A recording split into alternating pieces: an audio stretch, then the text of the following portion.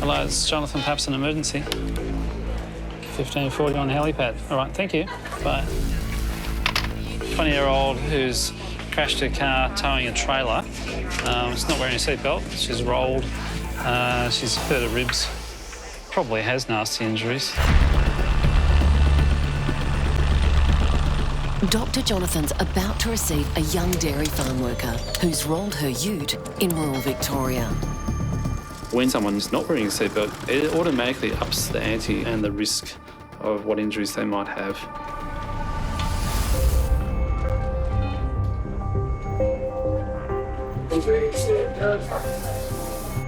All right, so we're going to all listen to the handover. So this is Riley. She was unrestrained. The seatbelts don't work very well apparently in the vehicle. She hit a pothole, hit the brakes of the vehicle, and the trailers pushed her, and she's ended up rolling at least once into a paddock onto the side of the road. My exam finds she's got quite a large hematoma on the top of her head. She may have headbutted the windscreen looking at the actual incident. Often we don't see anything on the outside of your head, but if you've got a hematoma or a bruise on your head, it's a marker that tells us that there's been an impact there. So we're worried about a bruise on the brain. Just get you to fold your arms across your chest for us, okay? And give yourself a hug. 20-year-old Riley was thrown around the ute with incredible force, hitting her head and body. Saw that? Yeah, saw that. No, that's okay. Yeah.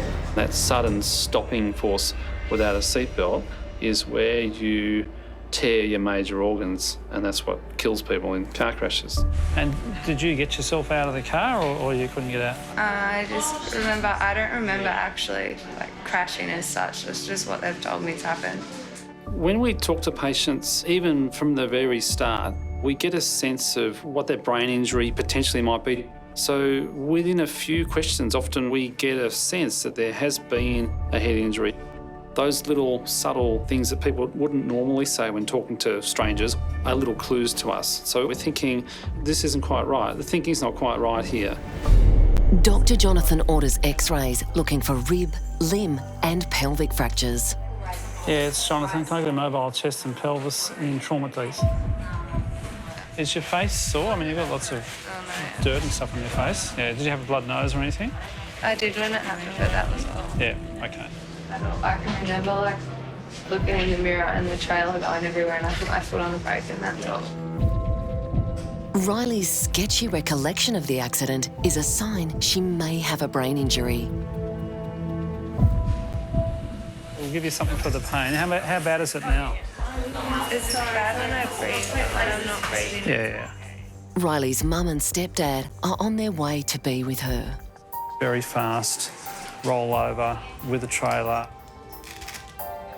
It's just her flying through the air, hitting something, and that's the problem because when she hits something, that's where you get the most damage to the body. That's where the chance for lethal injury really escalates.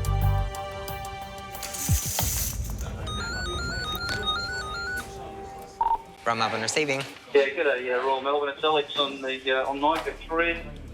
We're coming to you within about less than 10 minutes. Motorcyclist, closed head injury. A call's coming in from paramedics rushing a critically ill patient to emergency. Do you know what the mechanism was? Yeah, motorcyclist versus car. This is the motorcyclist. So, a motorbike accident. Senior Emergency Dr. Sarah Whitelaw and Dr. Jason Gabriel Anasaur are preparing to treat the unconscious man who crashed his motorbike and was thrown headfirst into a car windscreen. So what do you want to do? You want to do the airway? I haven't done it. All right, do you want to manage it? I'll run it. Do you want to run it? Yep. And I'll back you up. Okay. So we've got a motorbike accident coming in. Their heart rate is very fast, so possibly bleeding. This case is one of our most difficult type of cases because we don't get a lot of time to prepare. And I'd be lying if I said there's not, stress and adrenaline around this situation. Hey, Matt, can you get me some blood for an unknown male? We've not really got much to go on at the moment, so we're just kind of getting the team together and kind of planning for potential injuries and illness. Okay, guy, patience here. If you're going to be in the room, can we get some lead on, please? Okay. So can we keep the noise down? We'll get the patient across. Can we get full monitoring on? Ilya, if you make your airway assessment and get ready to tube. So just quickly, this is a motorcyclist. He was travelling, the witnesses say, about 50 k's an hour coming around a bend onto a main road. There was no helmet in evidence. He's got abrasions all around his body, but his main injury is a closed head injury, bleeding from the ears and from the mouth, thick clotty blood. 1, 2, 3. 10 minutes ago we loaded roughly. I'm guessing we don't know any past medical history or anything. We don't know his name, we don't know the registration number of the motorcycle or the vehicle. We just didn't hang around on scene. An accident on a motorbike, particularly if there aren't helmets involved, we know can cause really bad facial and head injuries. We always prioritise injuries that might interfere with breathing, and we want to stop any sort of active blood loss. The patient's condition is so critical, another doctor, Bjorn Macon, joins the team to help clear the man's airway so he can breathe. We have to address the immediate life threats in the patient, and the first thing is always going to be the airway, because without oxygen, the brain will die in 5 minutes. So team, priority will be to secure his airway.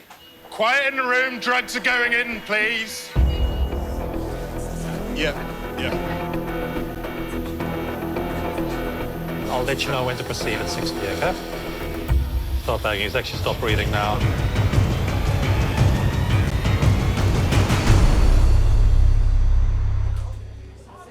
All right. And have you had trouble with blood noses before? Yes. What's happened in the past?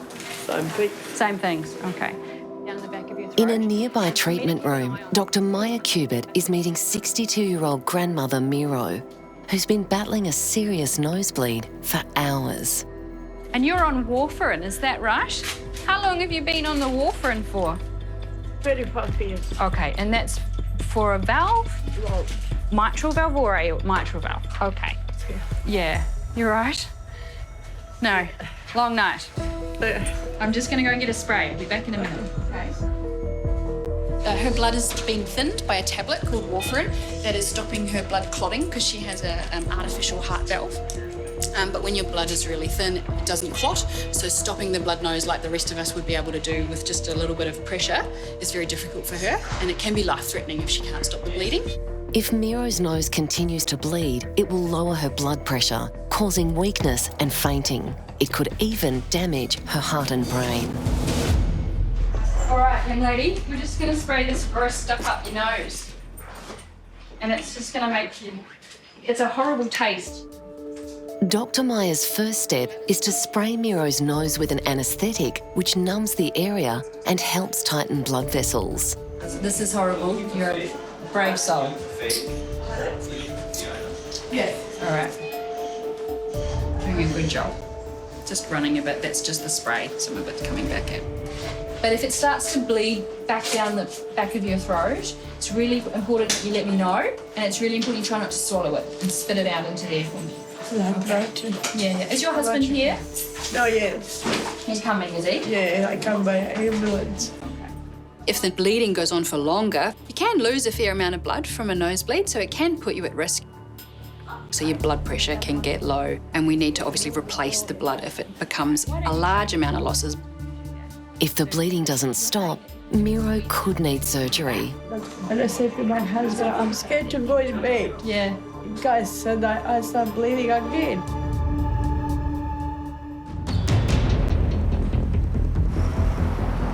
You're assisting him with positive pressure, yeah? Yes. Stop bagging. He's actually stopped breathing now. Over in the trauma unit, Dr. Sarah Whitelaw's team is dealing with a life and death situation. The patient crashed a motorbike into an oncoming car and went through the windscreen head first. I got it. Do you want to come from this side or the other side? I'm coming from this side. Okay. With help from Dr. Bjorn Macon, the race is on to get their patient to breathe. In the back of my mind, I'm thinking, this is going to be very difficult because the patient is bleeding into his airway and is, in essence, drowning in his own blood. Okay, let's go. Yep, I agree. I'll squeeze. Starts at 78. We know that we need to get oxygen into this patient immediately. Normally we would put a tube in through a patient's mouth. In this patient, his face is so badly damaged that that's potentially not possible. Talk us through what you're seeing. Okay, Sats is 77. Okay. If we could bag, let's just pull out and bag him. Okay. Sats are still at 77. Can we go two-handed if we need, please?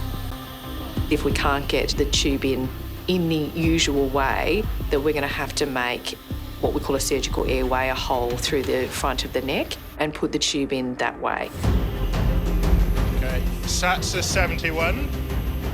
Bjorn, are you getting surgical kit ready? Second attempt, and then we're set up to do a surgical airway. Okay. Well done. Okay. Okay. Okay, just keep going, keep going. 64 is... And is the oxygen turned up all the way? The trauma team needs to focus on the man's breathing.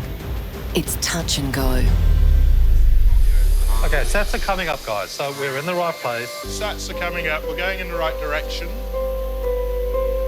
Well done.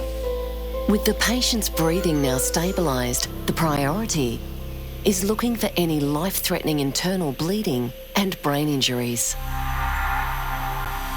We need to get a CT quickly, don't we? Yeah. Got a CT ASAP. I guess one of my questions is he actively bleeding from anywhere, kind of...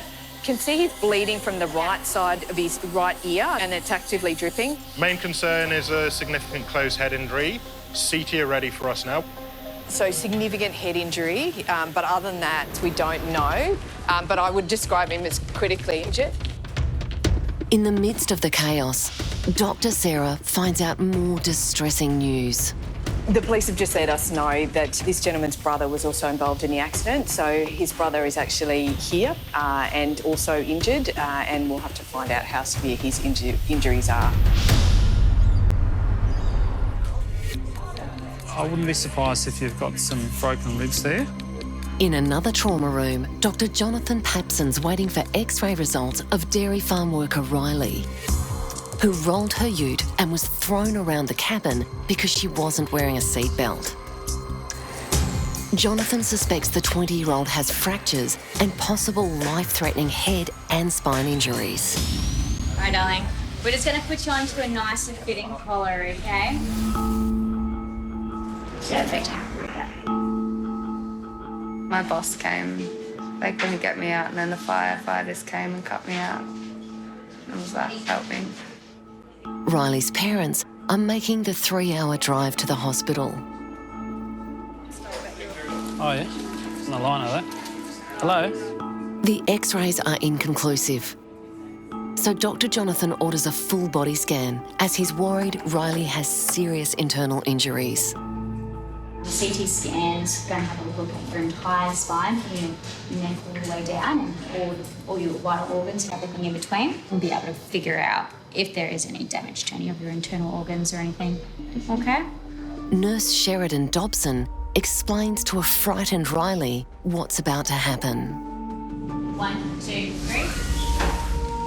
We're worried about her neck because she wasn't wearing a seatbelt. We're thinking rib fractures, maybe bruising to the lungs. We're also looking for spine injuries, and we're always worried about abdominal injury as well in someone who's been in a crash without a seatbelt. As Riley waits alone to hear what the scans show, her biggest fear is calling her dad about the crashed ute. Hello, Dad. Did you see the ute? Am I in trouble?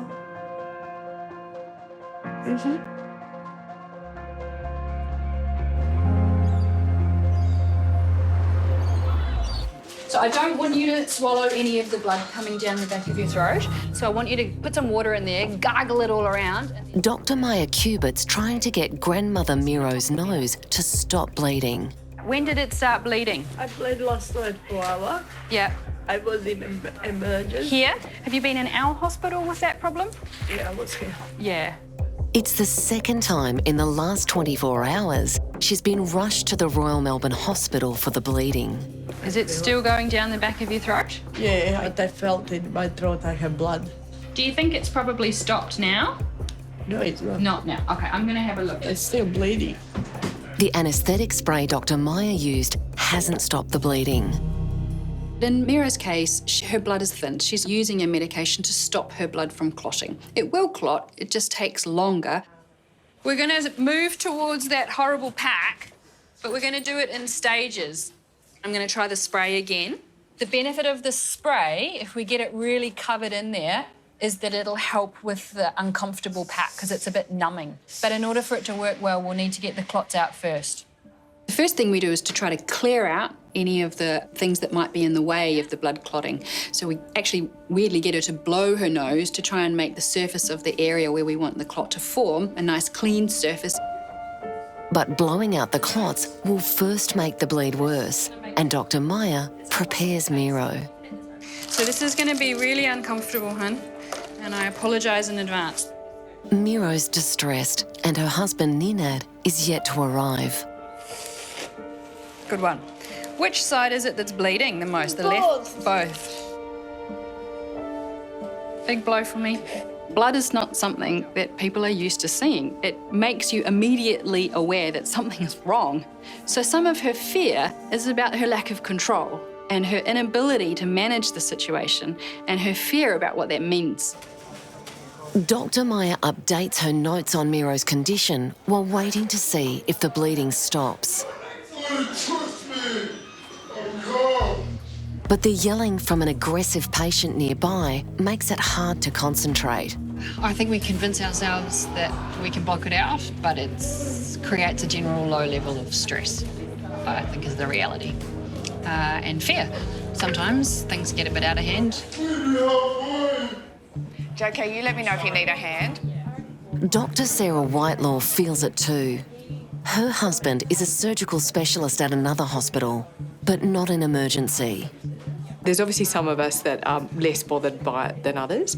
My husband will walk a kilometre out of his way to not walk through the emergency department. He just refuses to come and visit me there because he just finds it a horribly chaotic, loud, noisy, out of control environment. Get away! We just need to open the door. He's up to some sort of shenanigans. Please open the door. Over in the behavioural assessment unit, Dr. Martin Dutch is also dealing with a difficult situation. I don't think it'll work. Please open the door. It's all last. An agitated patient has locked himself in a toilet cubicle. Please open the door. The security is here. Come on. And security are standing by. Otherwise, I'll go up to Sherilyn's office to get the toolbox. I'll go and do that. Come on. Open the door.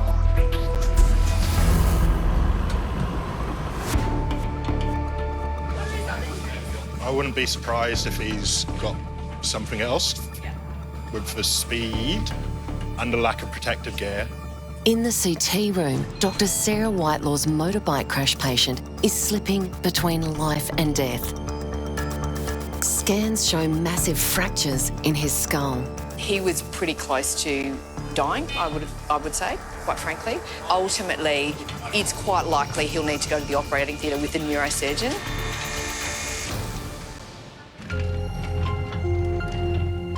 After helping Sarah bring the crash victim back from the brink of death, Dr. Bjorn Macon is called to resus to treat the younger brother, who was on the back of the motorbike.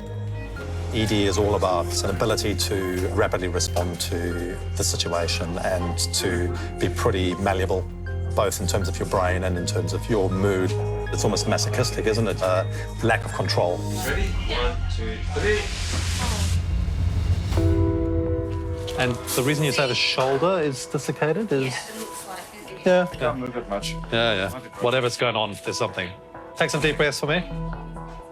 Before he can deal with the dislocated shoulder, Dr. Bjorn must first check for any internal bleeding.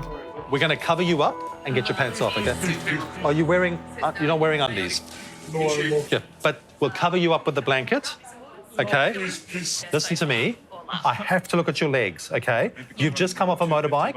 You just need to let me do my job, okay? I need to ultrasound your tummy. I need to take those pants off, okay? I can see that there is a very confused and I would say at worst brain injured, I suppose at best probably concussed patient with other injuries. So I made the decision then to try and calm him down, deal with his injuries. So it is a difficult situation. The ultrasound rules out bleeding, so Dr. Bjorn is moving on to the dislocated shoulder. Please. It's okay. It's burning. It's okay, that's normal. That's normal. And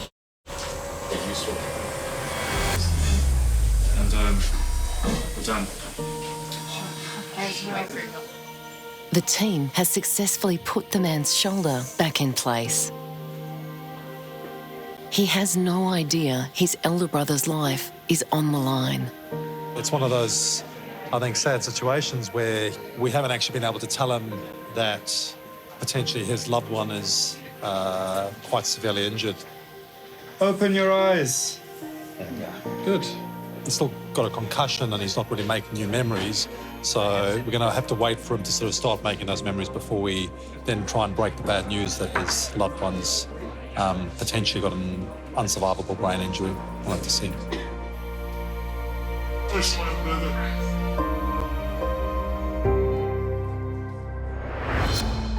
And did you get yourself out of the car or you couldn't get out? I don't remember actually. Dairy farm worker Riley rolled her ute in rural Victoria.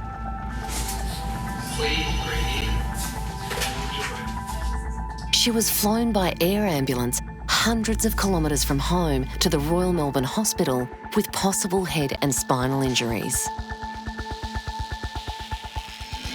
For us, in emergency, this is what we do. We see people coming in all the time with injuries, but for the patient, they weren't expecting to be coming to hospital. This has completely interrupted their day, and it's interrupted her life. Who knows what consequences are going to come from this split-second thing that happened to her.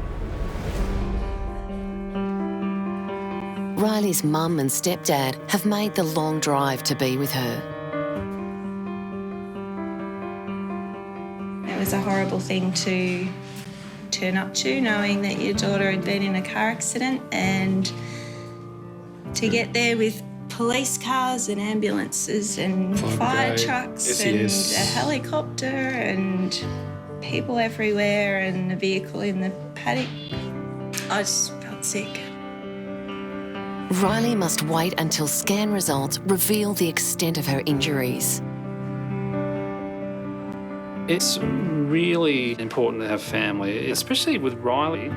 The constant reassuring and reorientating is pretty necessary because she might not be laying down memory very well with her head injury, and that's what we're thinking is happening. We'll just have to wait until we know.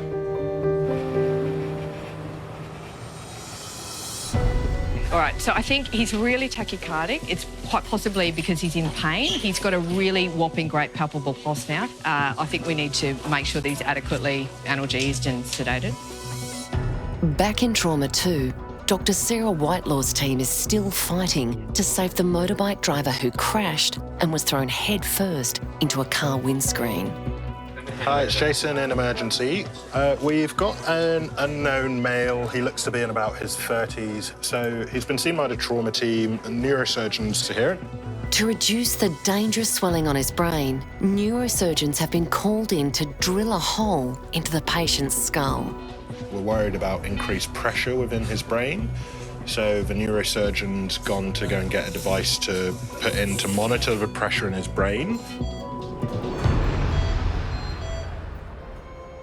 Down the corridor, the driver's younger brother, who was on the back of the motorbike during the accident, has had his dislocated shoulder fixed.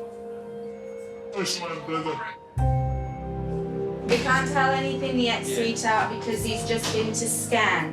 He's also concussed and has no idea how seriously injured his brother is. this young man hasn't got the same severity of injuries that his brother does. I think potentially because his brother actually provided to use a very poor term, cushioning against the forces that were going through his body. I can only imagine putting myself in that position, how devastated I would be to know that my sibling was dying in a room next to me.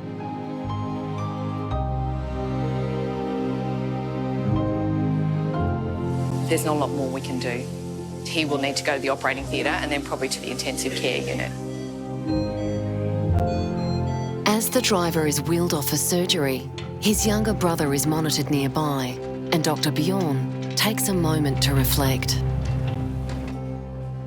When you're constantly confronted with these situations, in order to protect yourself, you can wall off your emotions. And I think that something that is very difficult to do is to remain open to these situations, I've heard someone describe it as sit in the rubble is one of the terms where rather than trying to say that everything's going to be okay, you actually sit in the rubble and the destruction that's there with the person. And I find that that's very difficult because I'm a fix-it kind of person, but some things are unfixable and there's nothing that you can say that's going to make it all right. What are horrific, the worst days of their life.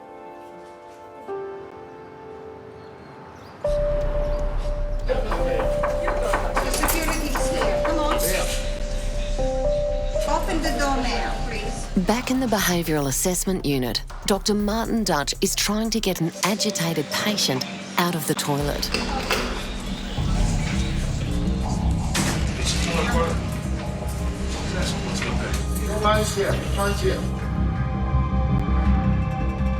It's okay, you're not in trouble. We just can't have you locking yourself in the toilet.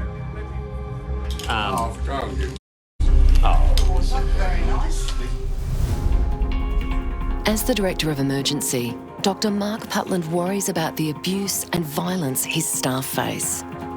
It's a confronting environment and sometimes a risky one. It's a bit like being a frog in a pot of water that's getting hotter and you can just kind of get used to it and take it for granted that it's part of your job. But when you sit back and look at it, actually, you think that's absurd. It's not okay. I think it's really important to keep calling that out, actually. How about we turn off the light and see if you can get have a bit of a nap, yeah?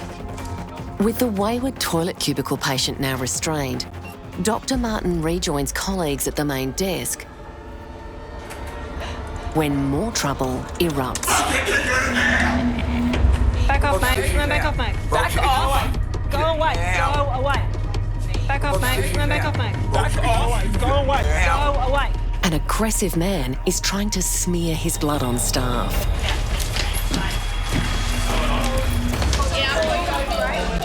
Someone call a code grey. Someone who get some more sedation for me.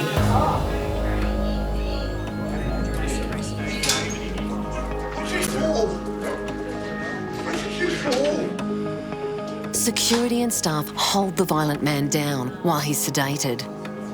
In that particular event, some of the other staff restrained the chap, which was great. It was a good example of how everyone has each other's backs in the place, which is really good, but it just shouldn't really be happening. Are you okay? Yeah, thank you. Thank you for jumping in. If you head through these sliding doors, okay? Sorry, guys, I won't be too long. It's late afternoon and Nurse Julia Hoyles is working the triage desk. As a triage nurse, you're the front line. So a patient will come in and you ask them multiple questions and then you categorise them 1 to 5 on how sick you think they are. Triage, it's Julia. Some people, they just need that reassurance, but a lot of others really do need emergency attention. Yeah, and your first name? Bill. Okay, have a seat for me. I'll come to you, hey? Bill is a landscaper and injured his shoulder on the job. He collapsed at the work site.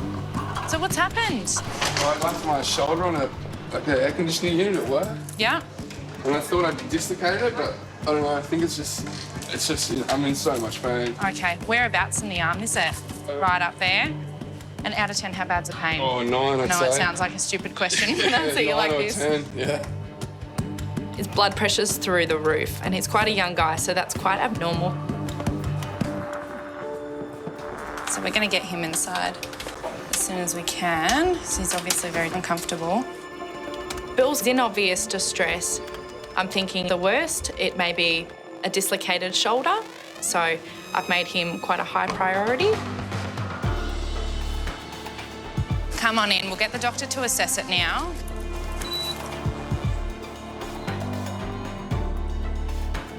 You're not going to pass out or anything, are you? I feel like I'm about to be Oh, honest. no.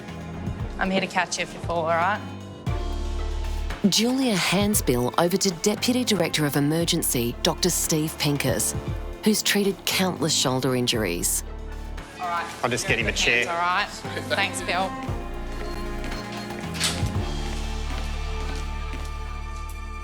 I like your sling work. Resourceful.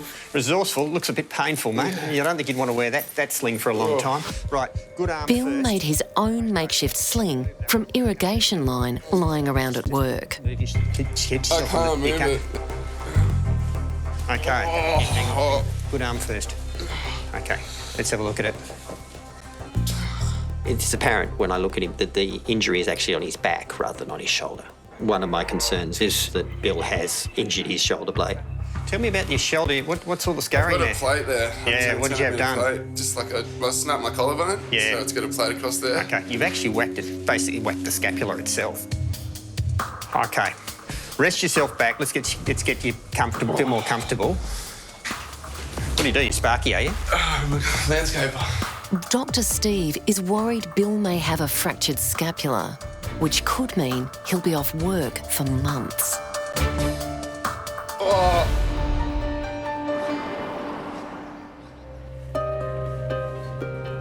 I'm going to go and get the pack. I'm going to be back in a second, okay? In a nearby treatment room, 62-year-old grandmother Miro is still suffering from a severe nosebleed. It's not very nice to have blood pouring out of your face. She'll be scared. It's being caused by Miro's blood-thinning medication for her heart condition. So Dr. Meyer is getting an inflatable nose pack called a Rapid Rhino. They're really uncomfortable. They go inside your nose and blow them up with air, and we push out to stop the bleeding. I've had a lot of experience of nosebleeds in my house. One of my children gets a lot of blood noses. And what I know from experience is that it's a really distressing thing. This is really uncomfortable. Yeah. Really uncomfortable. Sorry, lovely. But do you know what? I think it is helping, all right? It's really horrible. You have a good cry, that'll help, I think. It's really scary and it's really horrible, but you're safe here, okay? I've got you. Thanks. Sometimes if we can provide that sort of calming atmosphere for people, they feel safe. It's a really scary thing to feel like you have to hand over control of your sometimes life and death situation, or your fear that it might be that, to somebody that you've never met. And with Miro, she's here because she's bleeding. She's clearly feeling scared about that. And my job is to build the trust that she has in my ability to deal with that. Okay. All right. I know it's horrible, but that bleeding has stopped. All right? Gave you a fright, didn't it? Yeah, it's okay. So I have asked the nose doctors to come and have a look to see if there's anything that we can do that isn't that horrible pack, all right? If it keeps bleeding, you let me know, okay? You're a brave lady, all right? And you're doing a really good job. And this too will end. We just need to work through it a little bit at a time together, okay? You're a brave lady. Where's your husband? Is he coming? Yeah, do you want me to give him a call? Hi, is that Ninette? Hi, my name's Maya. I'm one of the doctors at the Royal Melbourne. Are you Miro's husband? He's on his way, okay? Oh. Let me move it. Okay. If you move it, it's going to hurt more. Okay? Oh. Dr. Steve is examining 27-year-old landscaper Bill, who has severe shoulder pain after whacking it against an air conditioner. If the shoulder blade is broken, he could be unable to work for months. Tell me a bit about you. You got a plate in there from a smash. You smashed your collarbone. How'd you do that? I snapped it when I was skateboarding when I was younger. Yeah. And then also in the last 6 months or so, I got hit by a car. Right. And it did some damage to this shoulder again. So it's just recurring issues with this shoulder. You feel the plate. Yeah. There's a screw there. Yeah. A screw there. Yeah. Okay. That's not sore when I do that, is No. it? No. The shoulder's in. Steve rules out a shoulder dislocation and sets about making Bill a new sling to support the injured shoulder. Get up there. It's very careful. Try not to tie your hair into the... Yeah, it's a bit messy. No, it's just hair's not a big thing in my life. Quick-thinking Bill made himself an improvised sling at work. What is it? It worked a treat. It's actually a bit of drip line. I was going to say, it looks like a 9mm irrigation line. That's exactly what it is. Exactly what it looks like. He'd had a blow to basically the back of his shoulder. So the question is, has he damaged his scapula, the bone that the arm attaches to? And so we did some x-rays and made sure that he didn't have any injuries there. I'd need to let him know that there's no fracture. So your x-rays are fine? Oh, sweet. You just whacked it? He'd previously had surgery on that shoulder, and that can be two things. You can actually get an increased awareness of the pain in that area. And the other thing is, because you've had pain there, you're more worried about that shoulder. Put a little dressing on it just so it doesn't catch on your shirt, but it's only just a scrape. Oh, really? But now I just feel dumb. I don't know what I've done now. I've just scratched my shoulder. Oh, well, at least I got the rest of the day off, eh? Okay. Thank you very much for your help, Doctor. That's all right. You can go home and patent the 9mm irrigation pipe sling. I don't think there'll be a great take-up with it because it looked pretty uncomfortable. Yeah. All right, well, thank you. Take care, mate. I think it's important to emphasise to patients that things hurt. And just because I can't see a fracture doesn't mean that it doesn't hurt. Bill heads home with a sore shoulder and a bruised ego. Both should be better in a few days. That's a 78. Dr. Sarah and her team resuscitated the elder brother in the motorbike crash case. He was rushed to surgery to relieve pressure and swelling on his brain. Despite the efforts of the emergency and surgical teams, the man's injuries were so severe, the next day, he lost his fight for life. Dr. Bjorn's patient, the younger brother, was kept overnight for observation and then discharged from hospital. This is really uncomfortable. Sorry, lovely. But do you know what? I think it is helping, all right? Dr. Meyer was able to stop grandmother Miro's nosebleed, which had bled out of control due to her blood-thinning medication. It's really scary, but you're safe here, okay? I've got you. Miro was operated on the next day by specialists who successfully cauterised the vessels in her nose. Thank you. Thank you for It's your lovely help. to meet you. Did you get yourself out of the car or you couldn't get out? I don't remember actually. Dairy farm worker Riley was airlifted to emergency after she rolled her ute. Dr. Jonathan worried she had fractured ribs as well as spinal and brain injuries. Really does. Am I in trouble? Fortunately, Riley escaped without any fractures. Oh, she's really lucky. We don't really know what happened to her in the rollover. We don't really know what forces went through. She might have just tumbled and not actually struck anything with a great impact. She's probably been bounced around as it rolled, but we don't really know. So yeah, she's lucky. A lot of people don't make it out of a rollover. It's a common way that people don't survive a crash. Yeah, I'm really lucky it wasn't worse. Could be dead, but I'm not, so it's okay. But Riley's brain has sustained damage. Because I can't remember things, I can't make new memories, just old ones.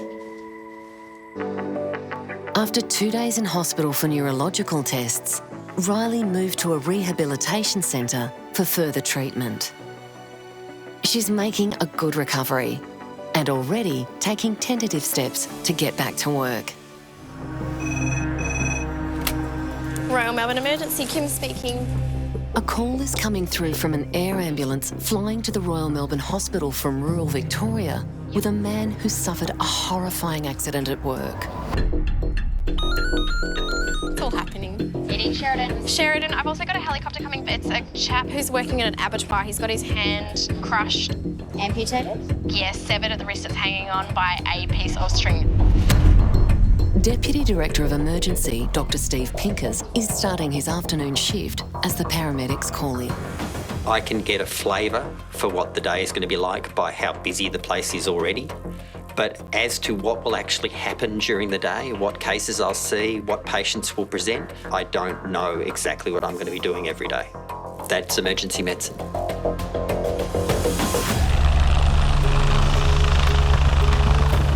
26-year-old Chung got his right hand caught in a conveyor belt at an abattoir. And it's been almost entirely ripped away from his wrist. Chung arrived in Australia from Taiwan just a few weeks ago. He's conscious but doesn't speak much English. Do you speak Mandarin? Yeah.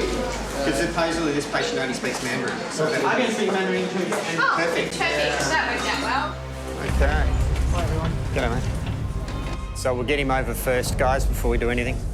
Paramedics and the emergency team move quickly to get critically injured Chung onto the trauma bed. 1, 2, 3. He's a 26-year-old fellow. It's been described to me that he has put his hand up in a conveyor belt type chain arrangement, and he's sustained an almost complete amputation of the right hand at the wrist. I believe it's hanging on by some skin only. I haven't taken it down to have a look at myself. It was really well dressed. First AV crews on scene found him to be conscious. They washed it out, dressed it, bandaged, gave him some pain relief, called us, and we're here. Okay, thank you very much. The biggest risk for us is blood loss. Because a chain conveyor is not exactly a sharp piece of equipment, it crushes as much and tears as much as cuts. We knew that he's been working in an abattoir. We knew that he had a hand injury. We didn't know the level of the injury. Was it in the hand? Was it at the wrist? We didn't know whether it would start bleeding again when we took the dressings down to have a look at it. So what I propose we do is we x-ray the limb. Yes. Have a look what we can see from the outside. Is x-ray here? Can we do a shoot through of the limb in dressing? Then once we've seen that, we've got plastics and ortho here. We'll undo it once, okay? Daniel, how is his pain? Nurse Daniel Pang translates for Chung as the trauma team prepares to x-ray his bandaged hand. 9 out of 10 pain. 9 out of 10 pain. Let's keep going some... Yes, you've got a bad injury to your arm. See if You're just going to take an X-ray. his arm. You're really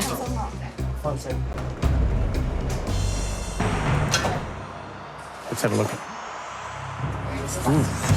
The x-ray reveals a shocking injury. It is. It's the hand rather than the wrist, isn't it? So it's through here.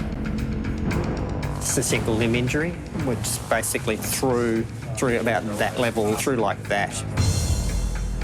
But with that sort of level of injury, it would be debatable whether that's going to survive. So we'll do our very best, but he may end up losing the hand.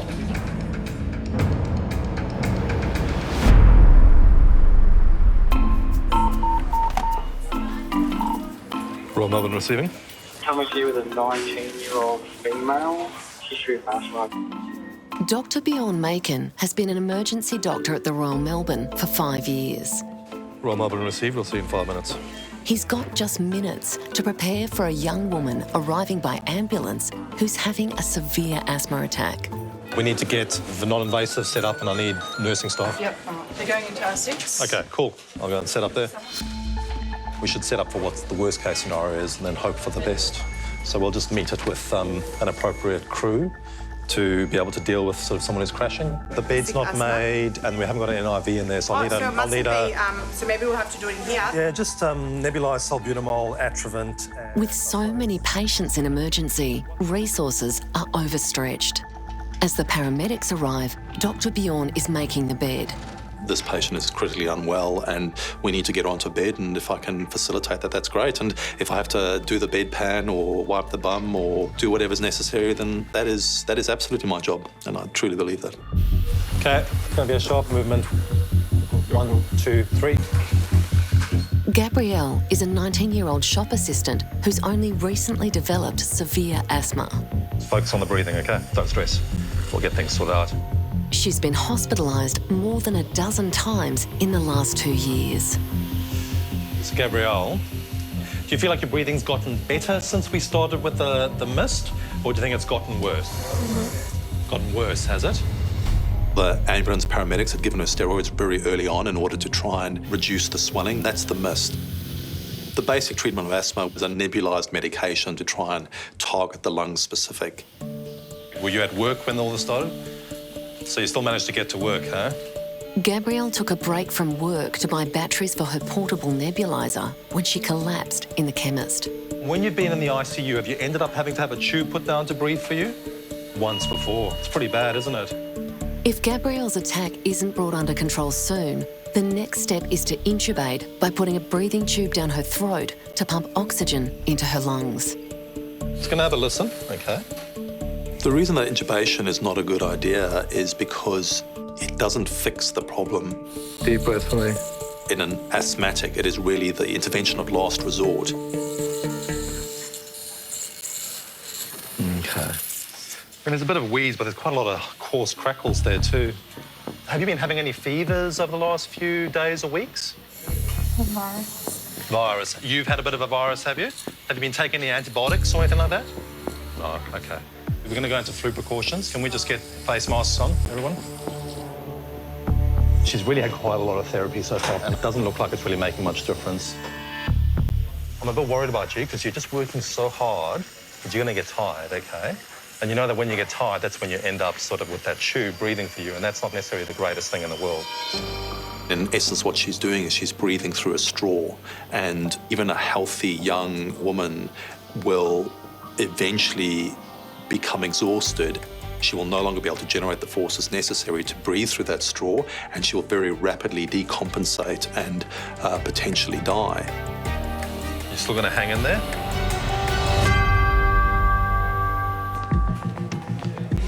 That's all right. So, whatever we can. We're going to need to get dressings on it. Yeah. So let's get some bandages, some betadine in case it's mucky.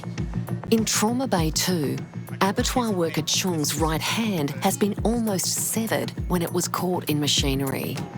Because a chain conveyor crushes as much and tears as much as cuts, my concern is that the tissue's not viable. Dr. Steve Pincus is preparing to unwrap the bandage to see if the young man's hand can be saved. Guys, before you start, can we just get some pain relief on board? So give it a minute, and you can keep cutting your dressings off, just don't take the primary dressing.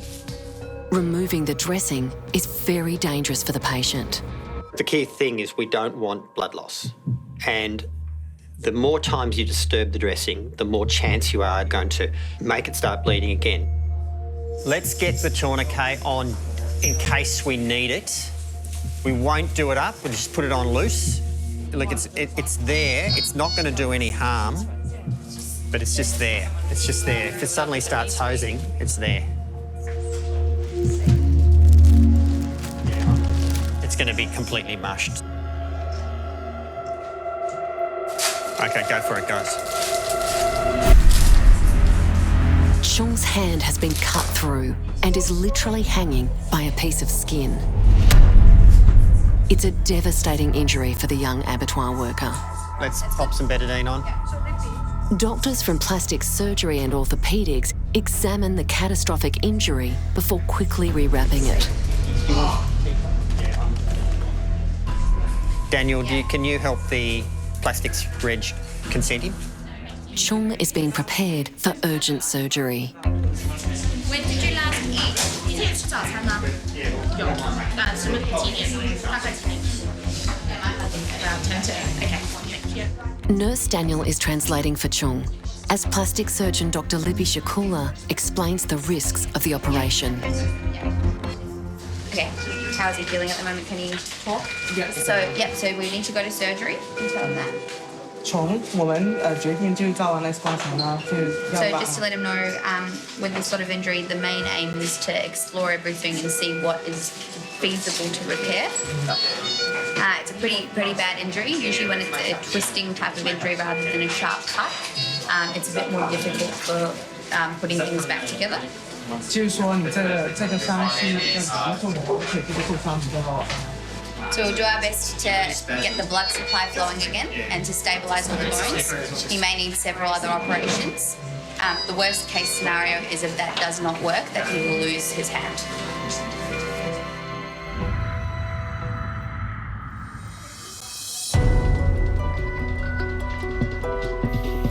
Don't panic, just try and breathe with the machine. You're doing a great job. You just focus on that breathing, okay? In the resuscitation unit, 19-year-old Gabrielle is battling a life-threatening asthma attack. I'm worried about you because you're just working so hard. And she's not responding to drug treatment. Dr. Bjorn Macon fears she's in danger of complete respiratory failure. I'm very concerned because, especially finding out that she's previously been intubated and been in ICU on multiple of those occasions, would mean that she has a very severe form of asthma. We're just going to do an X-ray, okay? In my mind, I'm thinking of all the things I should be doing before I take the most extreme intervention and intubate her, but also kind of preparing for that possible intervention that needs to occur. Okay, big breath in. Breathe normally. Dr. Bjorn x-rays Gabrielle's lungs. The x-ray result is surprising, and Dr. Bjorn decides to change treatment. Well, that's unexpectedly good. But her lungs are pretty clear for all that crackles. This mask we're going to pop on you. Now, the theory is it pushes the air in and helps you breathe a bit more and gives your lungs a rest, okay, because you're looking very tired. It fits very tightly, though. Can you feel it pushing the air in? Does it feel like you're not getting enough breath, is it? Sort of, okay. Is it just that you have to fight to get a breath in, is that right? Yeah. Gabrielle's still struggling to breathe with the oxygen mask. What we're trying to do there is we're trying to reduce the work of breathing because she's going to very rapidly get exhausted. She's just tight. I mean, the adrenaline, I think, is the next step. So we should start the adrenaline infusion. The intravenous adrenaline should keep Gabrielle's airway open and relax the muscles to her lungs. Do you feel better? Sort of, okay. If the adrenaline doesn't work, Dr. Bjorn may be forced to take over Gabrielle's breathing. It's a very fine balance of intervening at the right time, but not too early and not too late. What I'm thinking is about when is the right time to intervene. As night falls, another air ambulance is coming into land on the Royal Melbourne Hospital's rooftop. Hi there, it's Michael in emergency. We have a trauma coming in with some portable x-rays when they come around, so... Dr. Michael Dunn's preparing for a seriously injured man who's been crushed by a quad bike. There's some ketamine and propofol drawn off in case he's in absolute agony. 50-year-old Len was out with a group of mates having his first ever quad bike ride when he crashed at high speed. He was catapulted over the handlebars and trapped under the 300-kilo bike when it landed on top of him. With quad bike or motorbike accidents, we are concerned about spinal injuries and significant head injury because the patient's not harnessed in like they would be in a car. So that's something we need to be particularly wary of. Hi guys. Do you want to do a hands-off handover and just get the story? Then no worries. Len's injuries may be very serious, and his wife and children are unaware he's been airlifted to hospital. This is Len. He's been riding a quad bike around about 4 o'clock today with some friends when he states he was going around about 75 kilometres an hour when his front wheels have impacted a ditch, which has caused the quad bike to sort of flip up and throw him forward from the quad bike. We believe that he's then landed on his head with an impact that's quite significant, causing his helmet to actually crack. Oftentimes, the knee-jerk reaction is to jump in and start examining the patient and checking them head to toe. Handover is when we get a full story about the patient and what the paramedics had found. Without the actual story to give a context, things can get missed. He's got significant deformity over to his left shoulder, significant pains to his central spinal region around T1. Is that all right? Hello. My name's Alice. I'm one of the trauma doctors. Lynn's going to move you across, Lynn. 1, 2, 3. Well done, Lynn. Left shoulder, possibly clavicle or anterior dislocation, back and head injury, GCS 15, hemodynamically stable, chest, abdo, pelvis fine. All right, our lister's just going to pop in and have a quick listen to your heart and lungs, and I'm going to do an ultrasound at the same time, okay? Keeping that head nice and still for us. Taking nice deep breaths. That's okay. Whenever we have someone coming in with high-speed accident, our main concerns are life-threatening injuries. Things we'll be looking for would be fluid around the heart, collapsed lung, some bleeding around the liver or inside the abdominal cavity. Any pain here in the pelvis? No. Good air entry. You don't feel like a noggin in your head? Shoulder, you think that's... Let's have a good feel of the clavicle. Dr. Michael begins examining Len's injured shoulder. Sore there, is it? There. From examining Len, we can tell that there's some deformity around the collarbone. So the X-ray will help guide us to see exactly what the level of injury is. Yeah, he's fractured mid-clavicle there. Whenever someone gets a significant impact to their side, either the shoulder is going to be injured or the collarbone will take the brunt of the force. So it is quite a painful injury because whenever you take a deep breath in, the collarbone will move and that will cause pain. The X-ray confirms a badly broken collarbone, but it doesn't show if Len has spinal injuries. What's the sorest bit at the moment? It's in my back. I don't know what's wrong. Who was with you at the time? Just keep your head nice and still, okay? You're doing a good job. Two things. Okay. And what happened there? Did they help you walk, or did you have to wait for an ambulance? Couldn't get up. My legs are good. Back's going to be a little bit concerning. He hasn't moved since. Can you wiggle your fingers in this left hand from place? Does anything feel numb at the moment in the hands? Yes. In this situation, we're very concerned about Len's spine, particularly given the degree of pain he's in.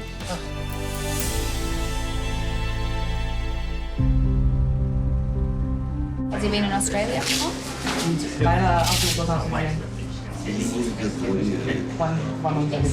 Okay. And does he have any family or friends in Australia? At the Royal Melbourne Emergency, abattoir worker Chung has just been told he may lose his hand after it was almost severed by machinery at work. He's a foreign visitor out here to work, to earn money. He's by himself, he has no social supports. It's a horrible situation for him. I asked him about where's your next of kin. He told me that his family back in Taiwan. And then I asked, do you want us to contact them? Because we got a social worker here.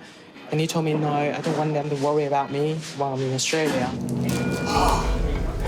Alone and facing a major operation, 26-year-old Chung is about to be rushed to theatre, where surgeons will try to reattach his severed hand. It's really hard when he doesn't have any supports. It makes it very, very difficult.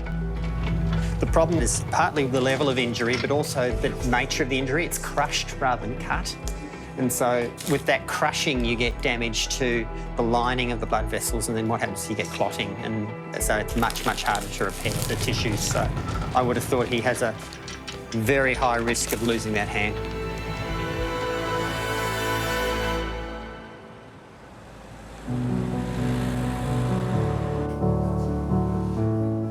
Hello, hello. Lucy Stranger has been an emergency nurse for 10 years, the last 5 at the Royal Melbourne.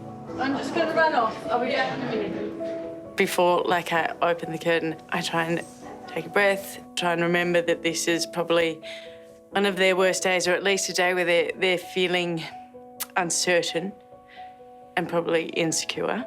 And then I'll try and find a common connection with them. Any pain at the minute, Tone?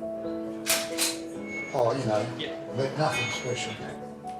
73-year-old Tony has been admitted to emergency complaining of chest pains. Nice Uggies. Yeah. I've got a hat too. Oh, kidding. I wasn't happy to be wearing it. I was just sitting outside reading a book, as is my wont.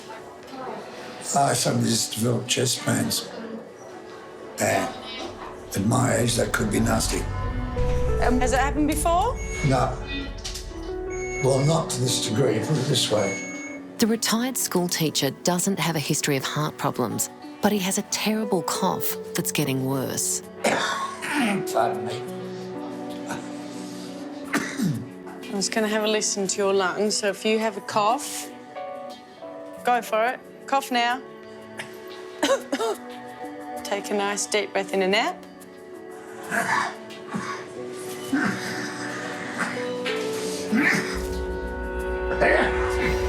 Sorry.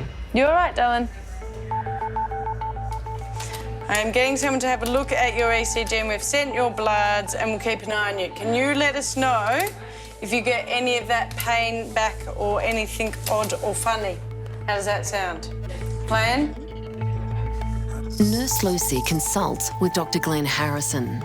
He has had 3 days of a productive cough prior to this. He's been treated for a chest infection. I'll quick chat to him. Yeah. I'm Glenn, one of the doctors. Hi, Glenn, I'm Tony. You've got a slightly abnormal cardiograph. What heart problems have you had before? Well, none. None. Tony's heart test shows something is wrong, but the cause is still a mystery.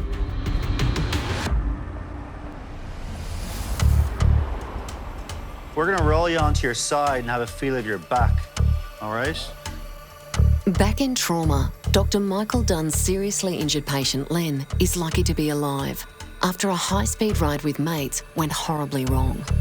Now, this will hurt. The father of two was riding a quad bike when he hit a ditch and was thrown into the air, landing on his head. 1, 2, 3. He was pinned under the bike and has suspected back injuries. Anything sore at the back of your neck? Yeah, very sore. Yeah. So the main thing was at the base of your neck. C7, yeah. You're pretty sore over the base of the neck there at the spine. A little concern there might be a crack there. You let us do all the moving. 1, 2, 3. We're concerned about a spinal injury. The worry is that the bone may be unstable and that any movement he may do will actually cause some injury to the spinal cord or surrounding nerves. So it's quite important that we keep Glenn completely straight and immobilised until we can ascertain is there any significant unstable injury. If we could just give CT a call and let them know we're coming around. Dr. Michael fears that Len's spinal cord may be damaged and he could be paralysed permanently. Do you quad bike a lot, do you? No, motocross. Two-wheelers. We were short one motorbike. I decided to hand my bike over to a friend and, I rode the four-wheelie. Bad decision.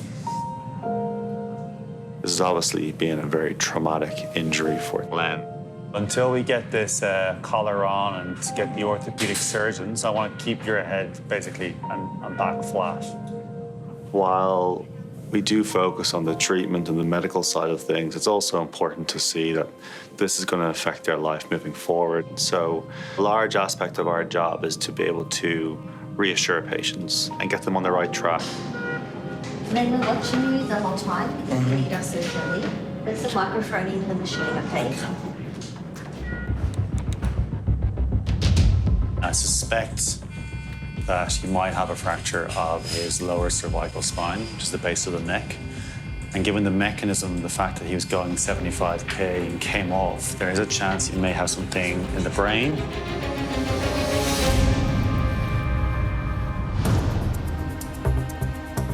Does it feel like you're not getting enough breath, is it? This mask, the theory is it pushes the air in and helps you breathe a bit more and gives your lungs a rest.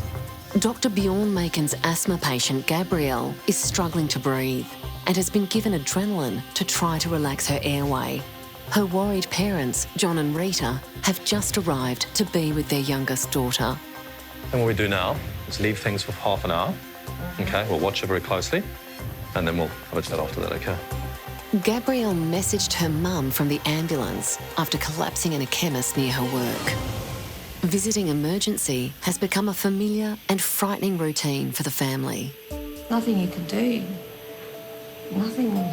It's just frustrating. Oh, she's a good kid. Oh, she's not a kid anymore, but yeah, sorry. But she's good. We got the good one, except for this, yeah.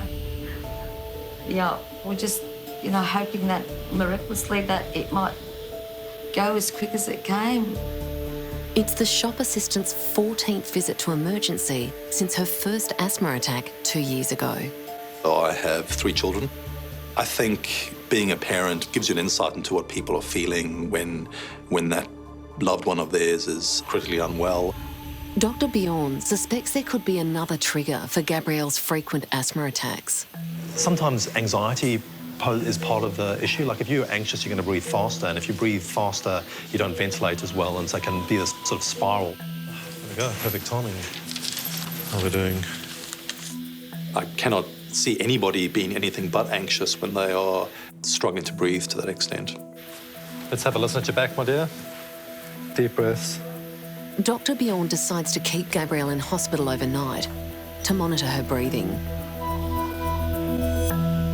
The classic anxiety versus asthma. At the main desk, he's catching up with his wife, Dr. Maya Cubitt. I keep having to validate my belief that it's actually asthma, and yes, there might be a bit of anxiety, but she's pretty sick. Anxious for a reason. Yes, exactly, you know. Maya and I met in our first year of medical school, and Maya is often the person who is my sounding board, my go-to person.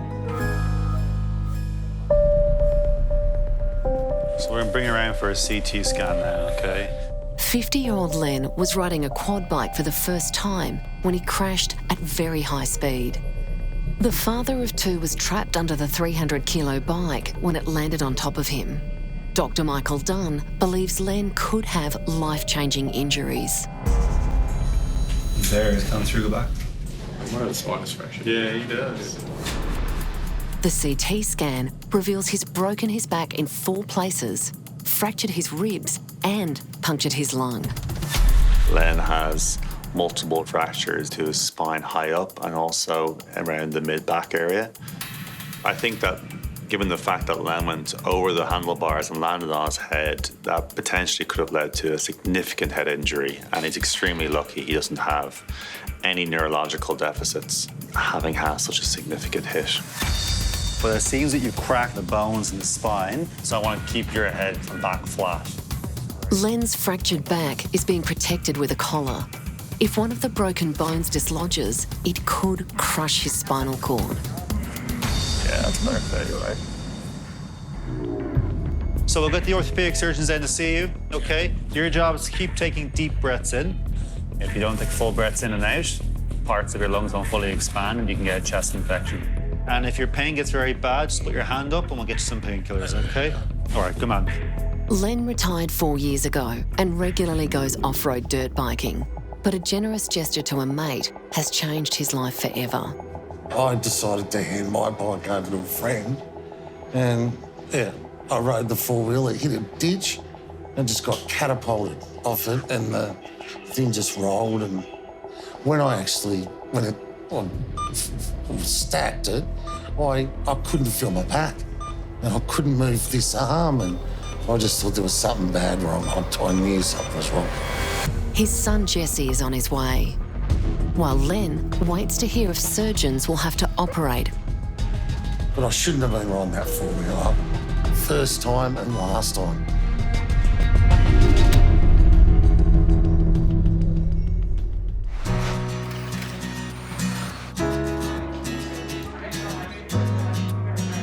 Dr. Yana Alexander always wanted to work in emergency, thanks to Hollywood heartthrob George Clooney.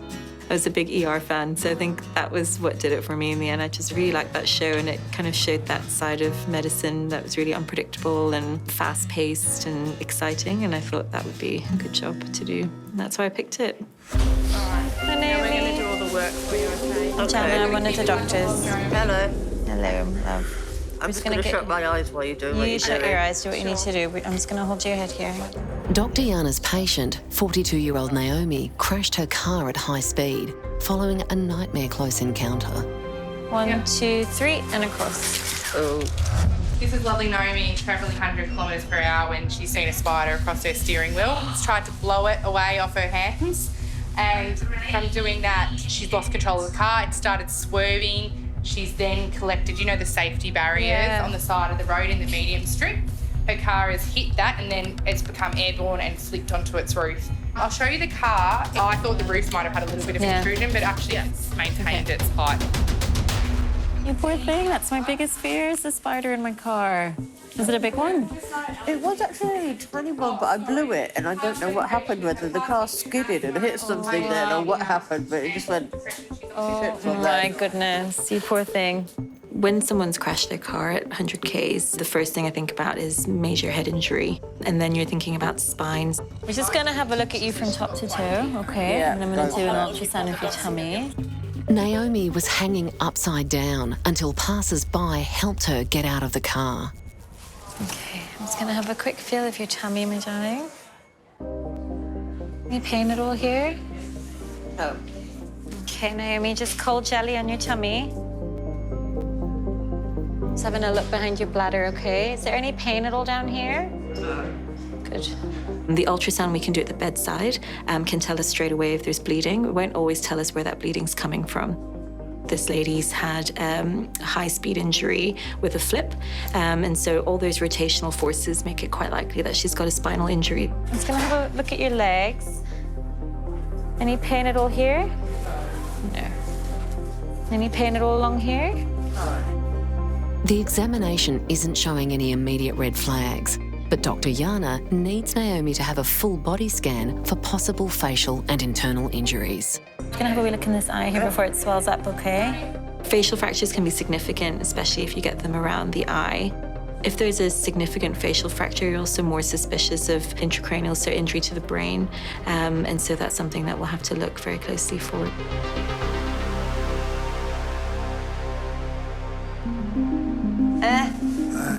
Good man. In a treatment bay, Nurse Lucy Stranger is looking after 73-year-old Tony, who's waiting on test results for his mysterious chest pain and cough.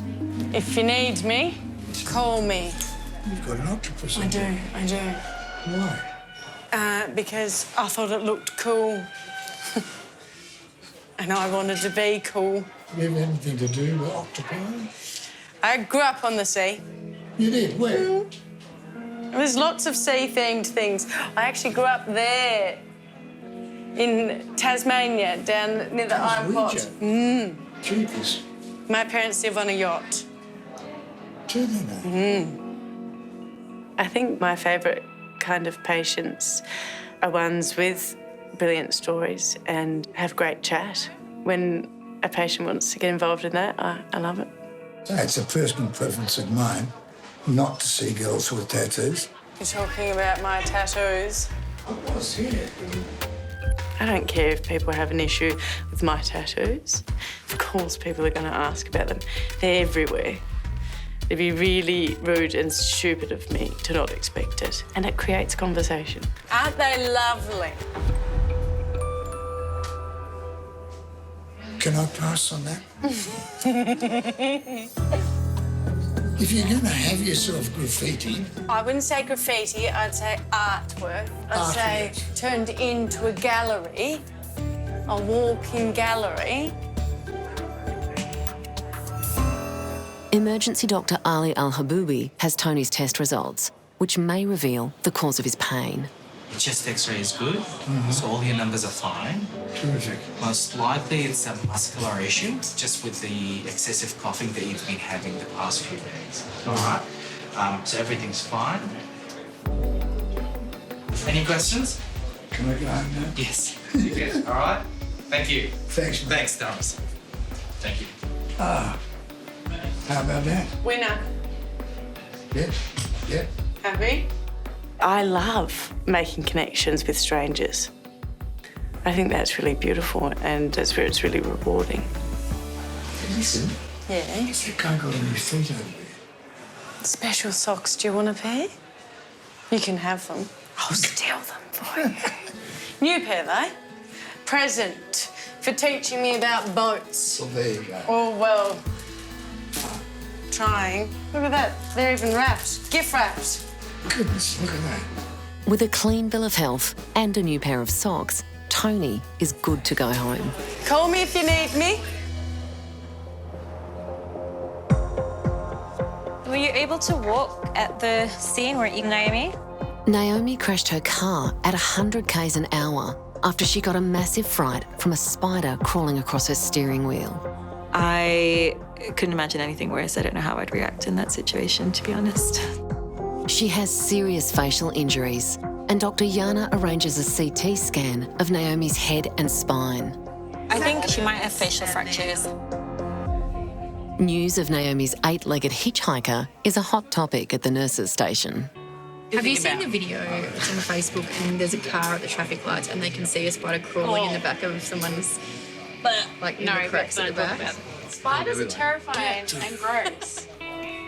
Naomi's CT scan results should show how much damage the spider has caused.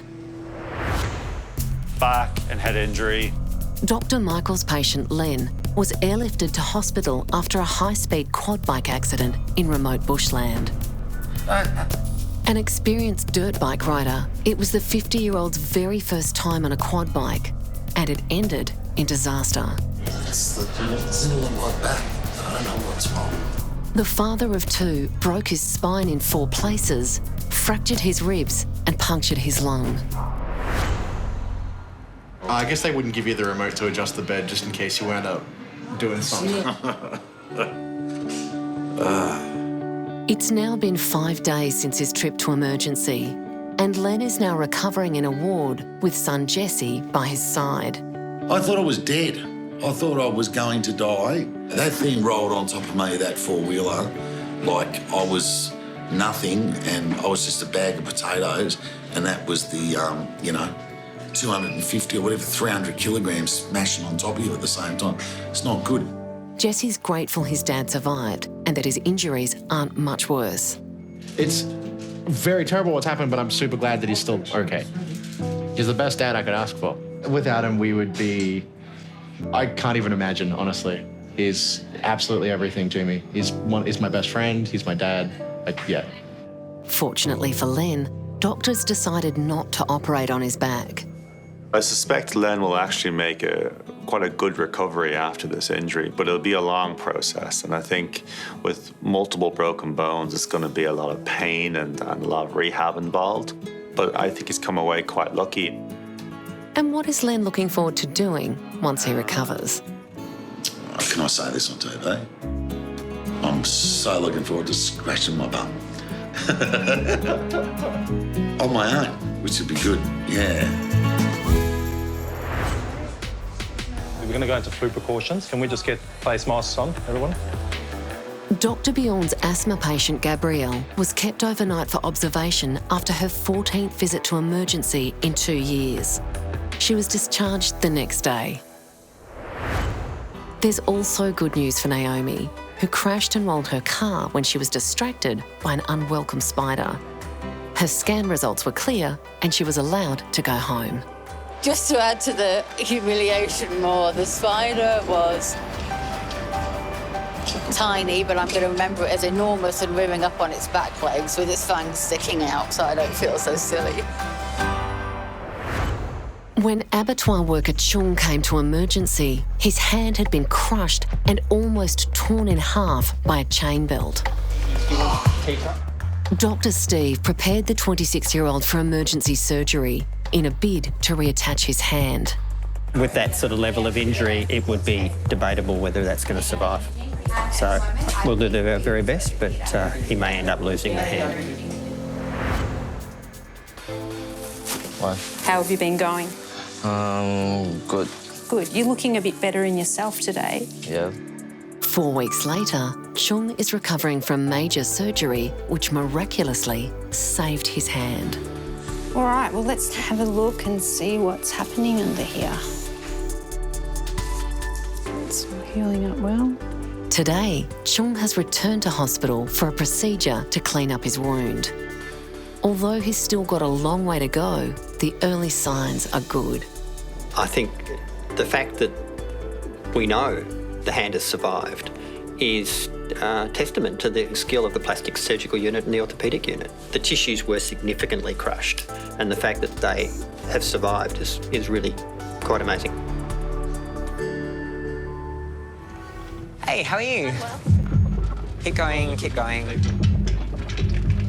Paramedics are bringing in a 17-year-old boy with gruesome injuries. Is this Santi or Santiago? Hello, my name's Ben. I'm the nurse in charge tonight. The American schoolboy stumbled and plunged 10 metres down a cliff. Ready, set, go.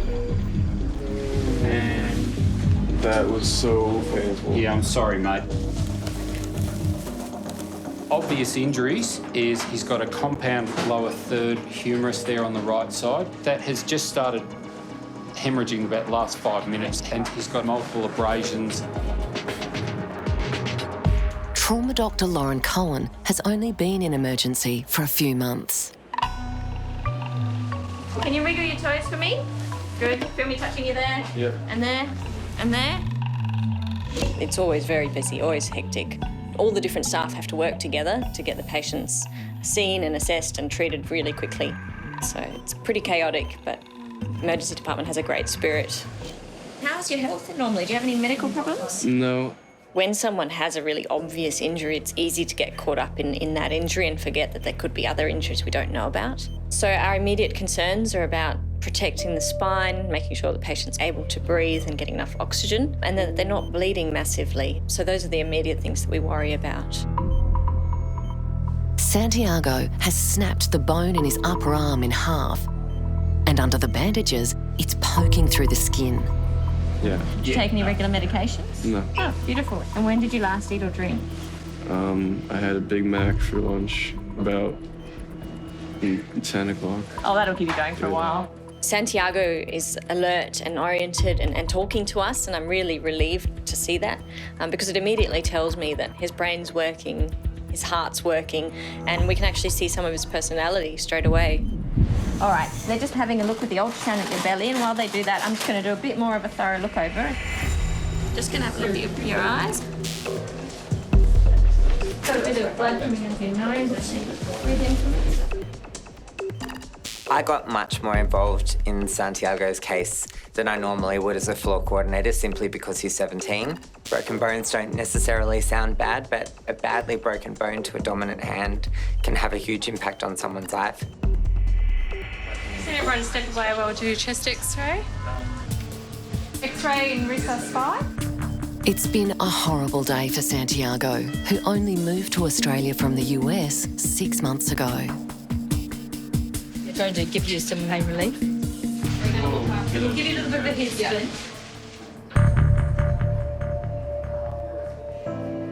Santiago's schoolmate Jack was with him when he fell and can't believe what's happened.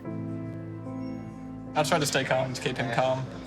I told him, focus on his breathing, just trying to distract him from his arm. We see each other every day. So, yeah, gotten to know him pretty well.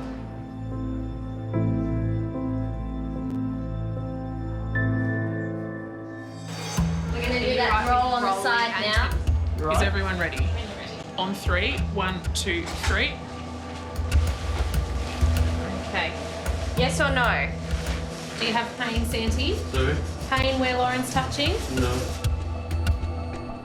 We haven't found any obvious injuries in Santiago apart from the fracture in his arm, and we haven't found any evidence of any head or spinal injury. Do you have any pain where Lauren's touching? No. Our major worry is this pretty nasty open fracture that he's got, which means that the bone's sticking out of the arm, and the tissue could be quite contaminated. Bleeding quite a lot there. I'm going to stop that first. What's bleeding? Sorry. Your arm. It is the right one. Yeah, but there's a lot of blood there.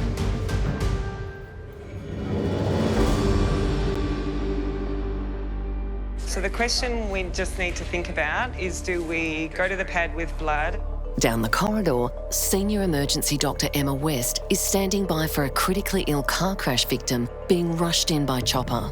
That's fine. Go from the helipad straight down to Yeah. Okay. Try and get him to see Yes. them. Yeah. Good. Awesome. I think we're going to need to give this patient urgent, massive transfusion of blood product because blood pressure is so low. They're clearly very badly injured and they're going to need help urgently. Do we go now? Yeah. Just going up to the helicopter pad because he's unconscious, he's got chest injuries, he's got low oxygen level and his blood pressure is critically low and he's actually at risk of arresting or dying. It's pretty unusual for us to need to go up to the helipad, but if there's ever a call to need to go up, this is the patient that you do it for. I'm worried that he could arrive and we may have missed our chance, but hopefully not. It sounds bad, unfortunately. Hi, Emma. Tim, how are you? Let me know how I can help you. Just 4 units of, I thought you might be NP by now. Yeah. It's a female or male patient? Dr. Emma needs to focus on the patient's breathing and massive blood loss. Lungs collapsed. Hypoxic. Oh. It's a touch and go situation that I'm faced with. It's really very desperate.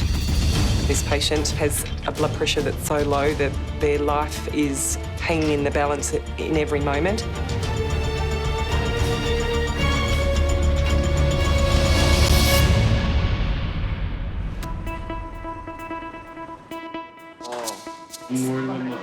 Yeah, we're looking after your arm, okay?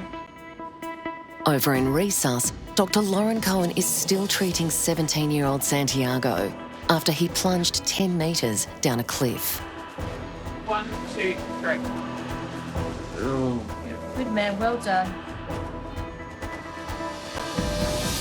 It does worry us that there's so much blood coming out of this fracture. Open fractures can bleed a huge amount, and so we need to get on top of treating that. Santiago has broken his arm in the mid-shaft of his humerus, which is the bone in the upper part of the arm. There's some really important nerves that wrap around the humerus and the arm.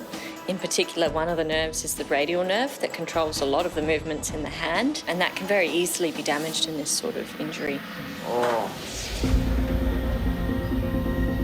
Right-handed Santiago is in his last year of high school, and any nerve damage could ruin his chances of graduating.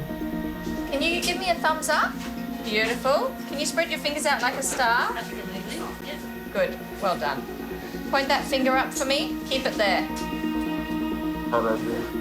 An open fracture means that the bone's sticking out of the arm, and because it's being contaminated, and there's a really high risk of infection if we don't get onto it quickly and get it washed out and put back into a position where the tissues are protected. So we're just going to give you some of that medication now, which will just make you a little bit sleepy. Nice slow breaths for me. While the team wait for the sedation to kick in, Santiago's mate Jack, who was with him when the accident happened, waits anxiously outside. He fell probably about 10 metres and landed at the bottom, sealing up. I broke my arm.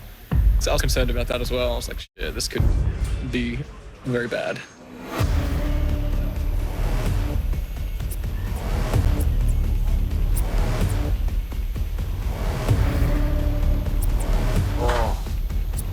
Pulse still good. Doing really well. Is that the bone number? Grade 1. It's a pretty nasty compound.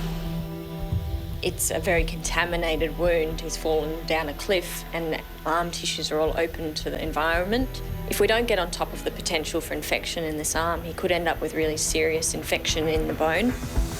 Did you have all your immunisations at school? Or do you know when you would have had a tetanus shot? Yeah. I have no clue actually.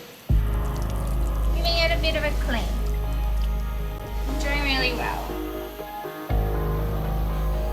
The team need to push the bone back inside the skin and then put the arm in a cast to keep it straight and protected.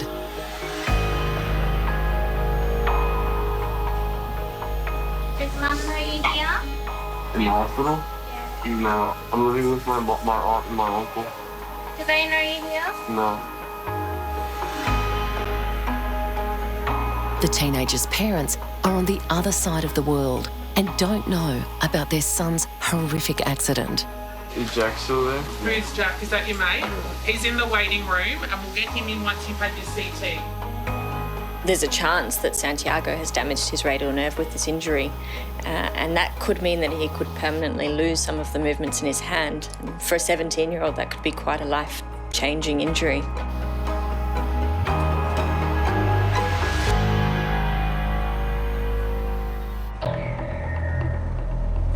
She's on her 5th unit of blood and she's on 5 of adrenaline. At the Royal Melbourne, Dr. Emma West's unconscious patient has arrived by air ambulance in a critical condition. I'll get someone to hang on to the tube for me, please, while we come across. It's a pretty devastating car accident, head-on collision. There was such a long time for this patient to be trapped that I'm really very worried. Car involved in a high-speed head-on collision. Pupils were fixed and dilated from the outset.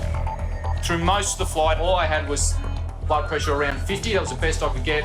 The adrenaline infusion has brought it up to around 80. Thanks, Tim. Airway? Airway is intact and still unclean. Okay. Good. I can hear bilateral air entry on the jet. Okay. At the moment, I'm faced with oxygen level that is critically low, and so I need to put all my efforts into figuring out a way to make them better. Have we got X-ray coming in? Yeah, we have it. Thanks. Okay, platelets are going. Can someone squeeze those platelets in? And can I get the blood pressure to cycle again, please? Okay, so let's get the pelvis and chest X-ray and go to CT. Every moment counts when your oxygen level is low, and every moment that your blood pressure is low is extremely important. So we're doing some urgent investigations. One of them is a chest X-ray. Perfect. X-ray ready. If you don't have lead, hop out of the room. Hands off, X-ray. Ben, if you're able to just have a look at the chest and pelvis, or someone from your team. Post securing this tube on the left is to continue blood and go to CT. DSAT's down to 70. Yep. Overall, this patient's really critically unwell, but my priority is to get this patient to the CT scan and figure out if there's something that we can do extremely urgently to change the outcome for her. CT aware that we're coming? Yes, they are. Good. Okay. What's stopping us from going to scan? Are we just fiddling with lines? You're ready? Okay. Let's go to scan. I'm really worried. This is potential for a bad outcome for this woman. I'm really worried for that because she had such a long time with low oxygen, low blood pressure and unconscious. So that's my worry, and that's probably all of our worries.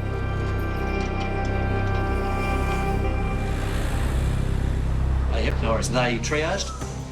Beauty. Senior Emergency Doctor Tom Rasgar is a 20-year veteran of the Royal Melbourne, and tonight he's working in ambulatory care, where people arrive with all sorts of injuries. His next patient smashed her pinky finger in a heavy metal gate. I've never had anything like this happen before, so I think it's the first time in an emergency, so it's a bit overwhelming for me. Tamaya grew up in Romania, and her childhood memories mean she's terrified about being in emergency.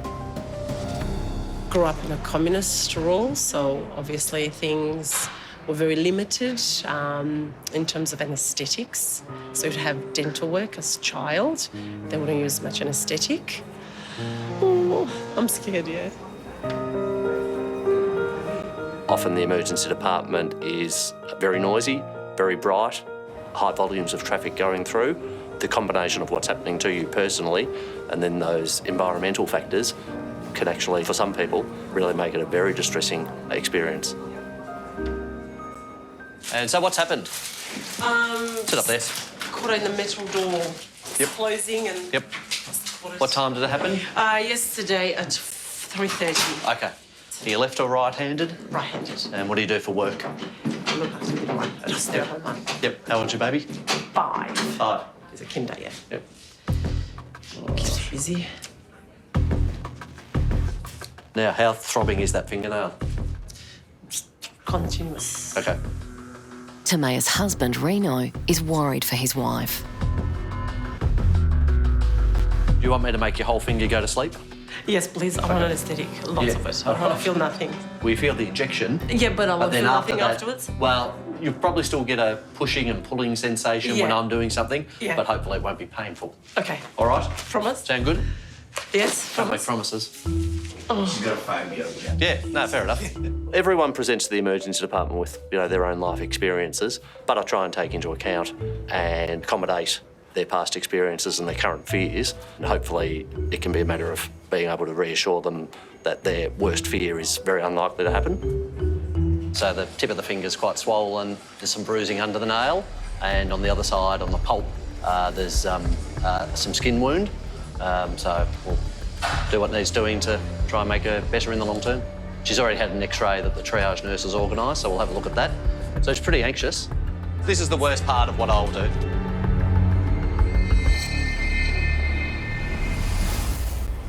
CT aware that we're coming? Yes, they are. Good? Okay. You're ready? Okay. Let's go to scan. Back in trauma, Dr. Emma West is treating a critically ill car crash victim who's unconscious. An urgent CT scan should show the extent of her internal injuries. Okay, just recapping, airway's fine, and is it? Just wait. Yep, good, it's coming up. Perfect, alrighty. There's a lot of people in the room. There can be a lot of noise, but that's part of my job, is crowd control, to keep people quiet, because you need to be calm when you're making these type of life-saving decisions. Let's get the scan at the head at least. This woman, she was unconscious at the scene for such a long time. I'm very worried about a potential devastating head injury. Dr. Emma has pulled together a large team of surgeons to decide if they should operate. As you can see, he's got a big subdural over the left cerebral hemisphere. The scan unfortunately shows there's a really significant head injury, bleed around the brain. And so this is confirming our worst fears. A lot of neurosurgeons are looking at the scans to try and figure out what can be done to help this woman. Pending whatever we see on the abdo, we'll probably go from here straight to theatre. Not only is the brain bleed causing deep concern for Dr. Emma, but the next scan reveals another serious problem. So there's splenic injury and fluid probably coming from that spleen. It's going to be very difficult to assess her scaphoid fluid, so I don't think we've really have a choice.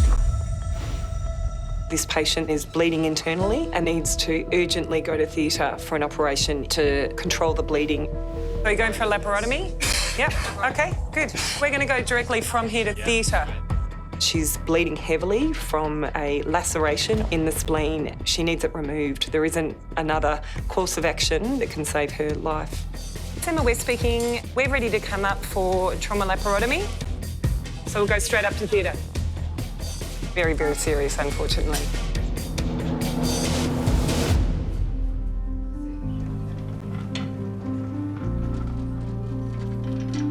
She's in very safe hands. She's in theatre, and now it's time for me to meet her family. And so my job is to let them know that we really care for her and that we will do absolutely everything to give her every chance of surviving.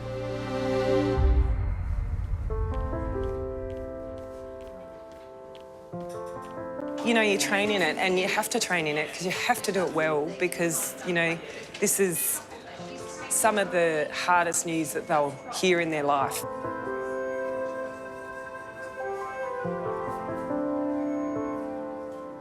Certainly, it does affect me. You feel extremely sad, but I have a job to do and I have to be there for them. It's them and their grief, and they need to know that I really care.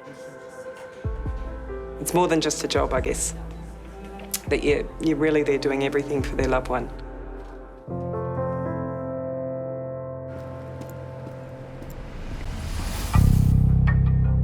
1, Oh boy, oh boy. 17-year-old high school student Santiago fell 10 metres down a cliff. Oh, it feels so good. He's about to have a CT scan to find out how badly broken his right arm is and whether the break has injured nerves or blood vessels.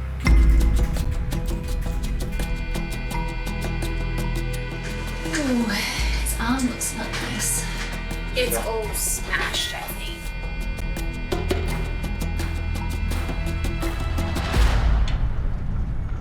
After the scan, best mate Jack is finally allowed in to see his friend. Hey-oh. Thank God, This is the infamous Jack. How are you feeling now? Okay. Do you mind, like, scratching my eyelids? Which one? Both of them? Oh, more. Oh. Thank you. The nurse was saying that she was impressed by you. By what, in what way? By your arm. Oh, really? Yeah. Sick. Santiago hasn't told his parents in the US about his accident.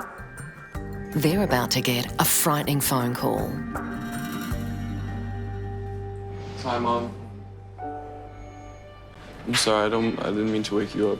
I just have something to tell you, and it's really important, and I really need you to not freak out, okay? I fell about 10 meters down this really rocky hill, and I broke my arm really, really, really badly. They're taking really good care of me. My friend Jack is with me. It's my mom. She wants to talk to you. Yeah. Hi, Karina. My name's Ben. I'm the nurse in charge at Royal Melbourne ED. It's a pretty confronting thing that's happened. I can't imagine a more disruptive phone call at 3 o'clock in the morning across the other side of the world. So I really did want to give her some reassurance and make sure that his mum understood that we would be able to look after him. You good, man? The CT scan results are back and show Santiago urgently needs major surgery to repair his badly broken arm. We're going to find the fracture, find the bone, get some clamps, put it together, and then we're going to use some plates and some screws to hold it all together. Okay. So, recovery time? Recovery time is a while. You won't really be lifting anything for up to 3 months, okay? It's going to take a while.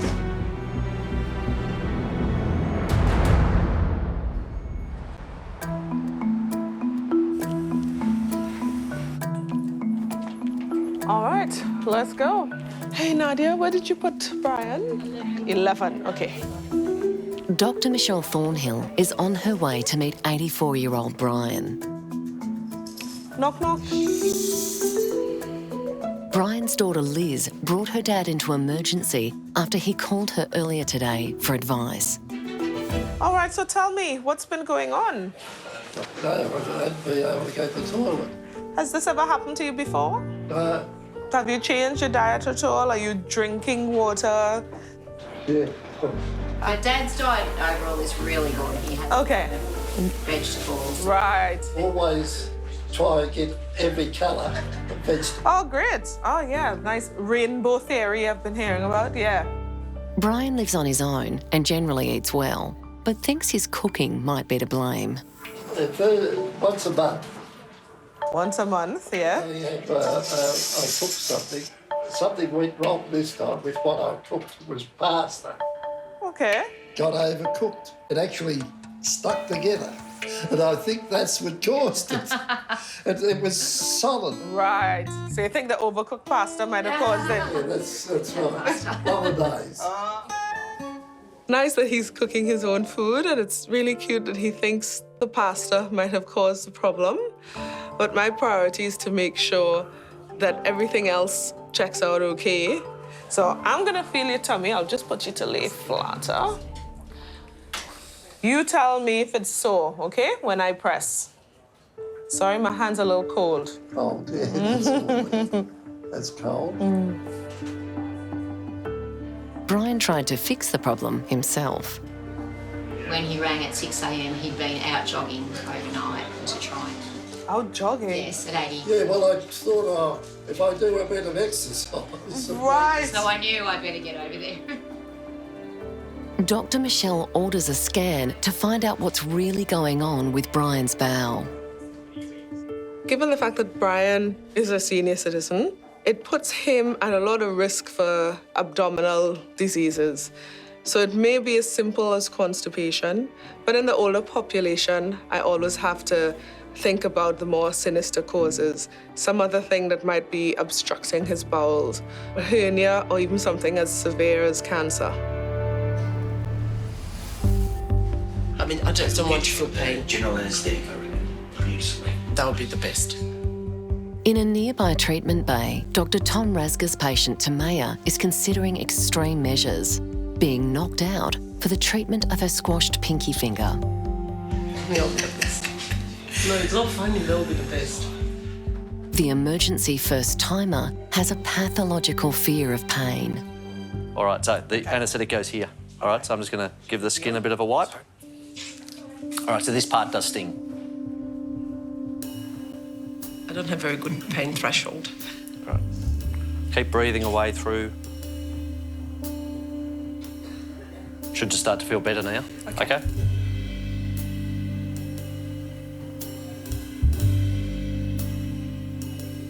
Dr. Tom has Tamaya's x-rays.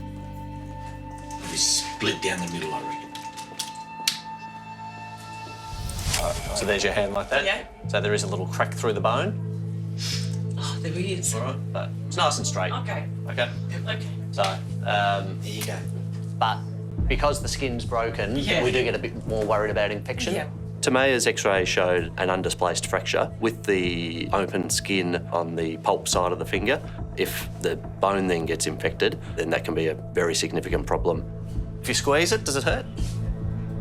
No, not so much. No, good. So if I do something and it hurts, let me know, obviously. Oh, I think I'll let you know, don't worry. First thing we're going to do is give it a nice clean, and then I'm going to see if I can get some of that blood out from under the nail, because that's the thing that's causing that throbbing pain. Where does the blood go underneath the nail so much like that?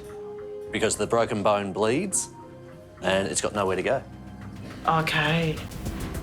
Part of what we're trying to do as emergency department staff is to try and alleviate some of those anxieties and fears.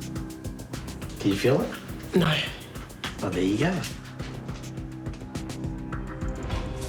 That already looks a whole lot less swollen, doesn't it? Oh, yes. Oh, my God, what did you do? Got the blood out from under the nail. There you go. Oh, wow. What I'm going to do is put a dressing on. Yeah. And then we're going to put a splint on the end of your finger. Yeah. And then we're going to get you in to see the plastic surgeon just to make sure that everything's healing okay. Yeah. And in the meantime, given the fact that that has been open to the world, we're going to give you some antibiotics to hopefully make sure it doesn't get infected. Yeah. Okay? And I won't lose my finger. That would be a bad outcome. 1, 2, 3. Oh, well done, mate. Well done. Thank you, Millie. In Resus 1, Nurse Lucy's strangers meeting 39-year-old Naomi, who took her dog for a walk and got hit by a car. Are you okay at the minute? My butt's really sore and my head is sore, but I'm okay. Cool, I'll sort your butt and your head. Thank you, and I'm just cold. Yeah, we'll get a blanket on you now too. Hi, Naomi. Hi. My name's Julia. You're really pretty. Thank you. Nurse Julia Hoyles is also on hand to help distressed Naomi, who's worried about her miniature schnauzer Ernie.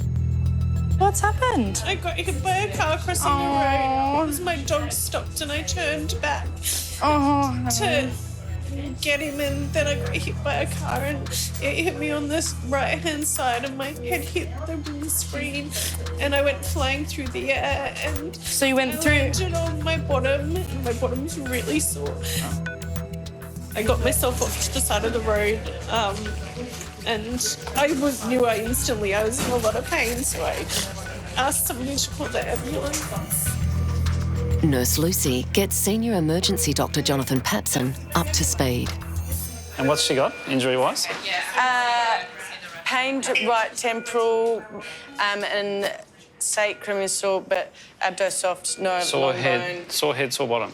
Right. Head, butt, Yeah. pain. Hello. How you going? My name's Jonathan, one of the doctors. Hi, Jonathan.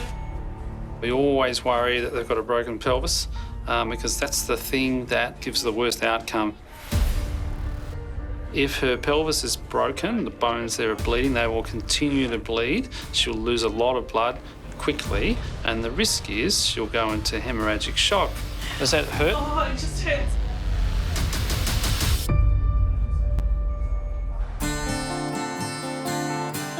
Hello. Oh, hi. I was coming back to tell you the plan and they whisked you away quickly. 84-year-old Brian's waiting on CT results after coming to emergency with distressing stomach pains. Dr. Michelle Thornhill was worried it might be serious, even cancer. So the news is good. Is it? Yeah, turns out you have constipation. Yeah, so the results, so we just had to check on the CT scan to make sure there was no obstruction of the bowel or anything else going on, and everything else looks fine. So what we can do now is actually just treat you for the constipation. Okay, so I'll let the nurses know and I'll do you a drug chart so you can give you something to drink and help from the top end to clear things out. Once you're eating and drinking okay, we can look at getting you home tonight. Luckily for Brian, the CT showed that it was just constipation. But because of his age, I decided we're going to keep him overnight, try to give him some medication to help flush things out and get things moving, make sure he's safe before he goes home. Brian thinks the cause may have been the pasta he'd overcooked for a meal with friends. That's awesome. Yes. Thank Okay. you so much. You're welcome. Bad cooking. Don't know, that one's still up in the air.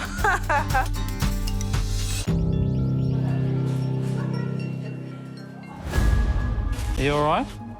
So I just scream and Yes. flying through the air and I landed on my butt. Can I just have a look at you? And we'll see what's going on. Dr. Jonathan Papson's patient, 39-year-old Naomi, was hit by a car while walking her dog Ernie. Are you sore in the chest at all? I was a little bit sore initially on this side.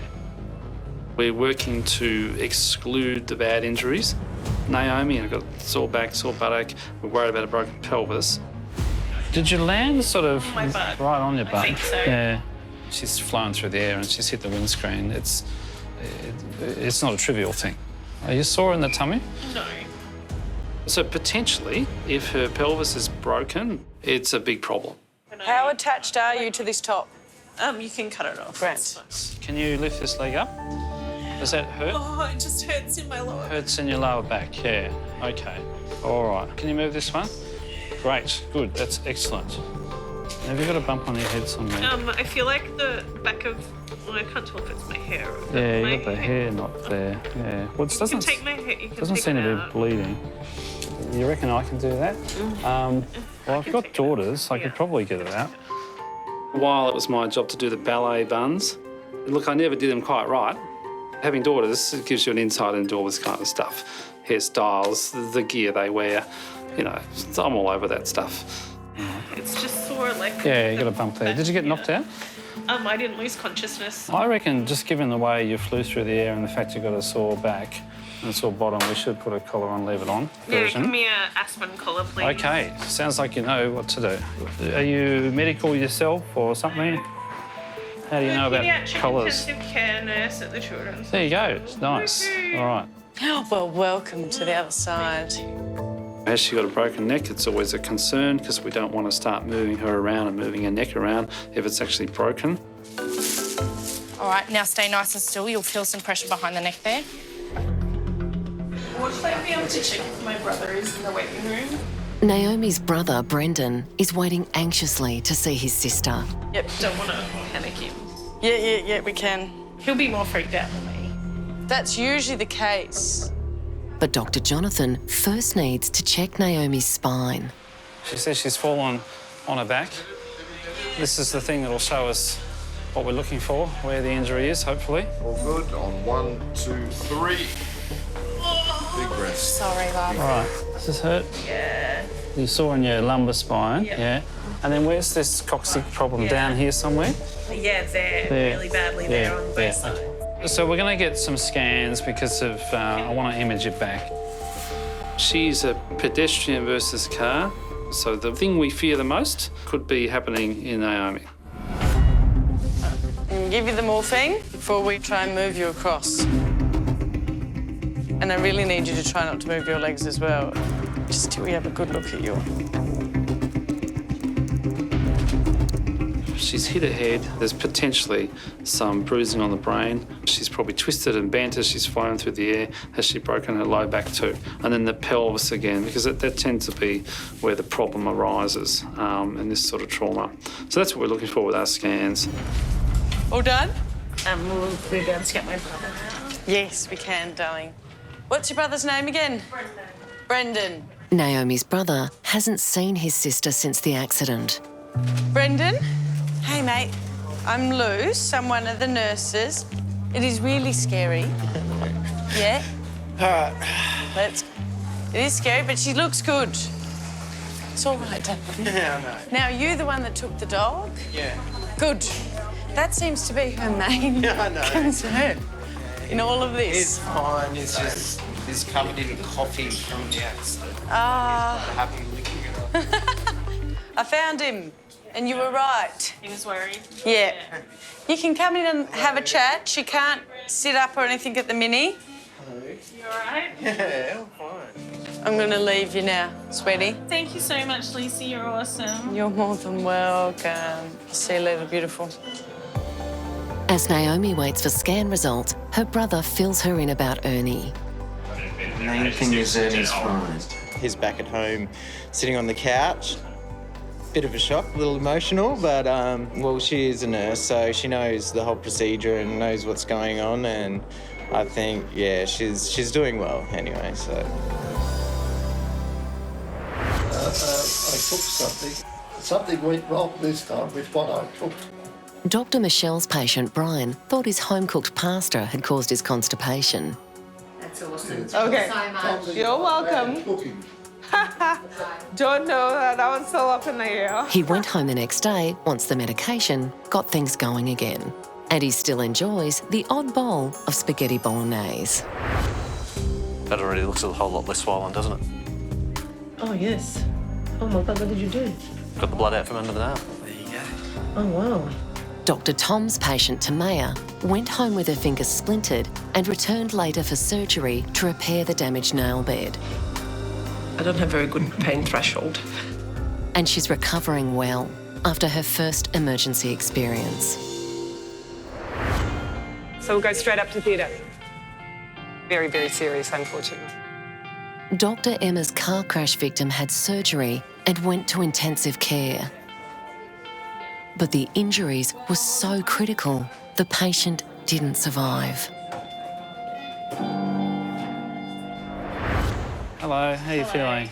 It all looks okay. It was very good news for paediatric nurse Naomi, who was hit by a car while walking her dog. Your head scan's fine, your neck's fine, there's nothing in your back, your pelvis looks okay.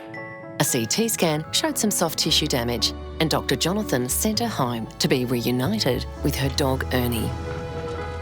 So I'm happy she hasn't got any serious injuries. We like to treat patients and deal with them ourselves and send them on home. Yeah, we're looking after your arm. It's been 2 days since schoolboy Santiago was rushed to hospital after plunging 10 metres down a cliff, snapping the bone in his upper arm. Pretty nasty compound. The brave 17-year-old had an operation to realign the broken bone, which had pierced through his skin. I had a surgery the next morning to put some metal plates on this part and this part of my arm. And then they put screws going along. So now we're just waiting for them to heal properly. Santiago's on strong pain relief, but today he's ready to go home. I have plans to hang out with some friends today when I get back. And I'm going to school tomorrow. Right-handed Santiago still has a long recovery ahead, and the impact on his life will be dramatic. I'm gonna have to learn to use my left for everything. And I also work at a pizza shop, which I think that's a done deal because I'm not gonna be able to lift pizzas out of the oven anytime soon. the Year 12 student hasn't lost his adventurous spirit. From now on, I'm definitely going to stick to the bike paths and not go off trail too much for the next couple of weeks at least. A 35-week pregnant woman's had a fall from standing height. She's got some mild facial trauma. She's hit her abdomen. The only thing is that her heart rate's 120. I don't know why. At the Royal Melbourne Hospital, emergency doctor Miriam Yasser is preparing for a high-priority case. A pregnant woman being brought in by paramedics. So all pregnant women that have been involved in a trauma would to Royal Melbourne Hospital because we're right next door to the Women's Hospital. So if there is any concern of safety to the mum and baby needs to be delivered quickly, the obstetricians are on hand to make sure that that can happen. Hi, how are you going? I'm Miriam, I'm one of the ED doctors. I'll be taking the handover. Yep, go for it. Okay, this is Jonah. She's a 29-year-old female who is normally fit and healthy. Is currently 35 weeks gestation. This morning she has been at railway station. She has been witnessed by other commuters to have a standing height unconscious fall, falling forward on the train platform, landing on her face and abdomen. She was on her way to an obstetrics appointment. She does have a dark gravel mark on her shirt just above the abdomen. She has swelling around her left eye, cheek and left eyebrow there, and also an abrasion to the back of her left hand. Thank you very much. Hi, sweetheart. Hello. What a morning. So what do you remember? Nothing at all. Just I remember in the train station waiting for my train. Then the next thing I know, people are helping me. All around you, yeah. So you had no warning that you were going to fall on the floor? No. Why has she collapsed suddenly? Is it something to do with her pregnancy? Has something gone wrong? Can I get a blood sugar as well as an ECG, please? It could be that there's something structurally wrong with the heart. Could be that there is an irregular beat. It could be that the electrical circuit of the heart isn't working the way it's supposed to. Does your husband know that you're here? Yeah, I think he's on the way now. He's on the way. Yeah. That looks good to me. Jonah's heart might look okay for now, but will need further tests. In the meantime, Dr. Miriam turns her attention to the unborn child. Now, what baby is this, a girl or a boy? Girl. A little girl. Oh, that's nice. Have you had any bleeding? I don't feel anything. Okay. I think not.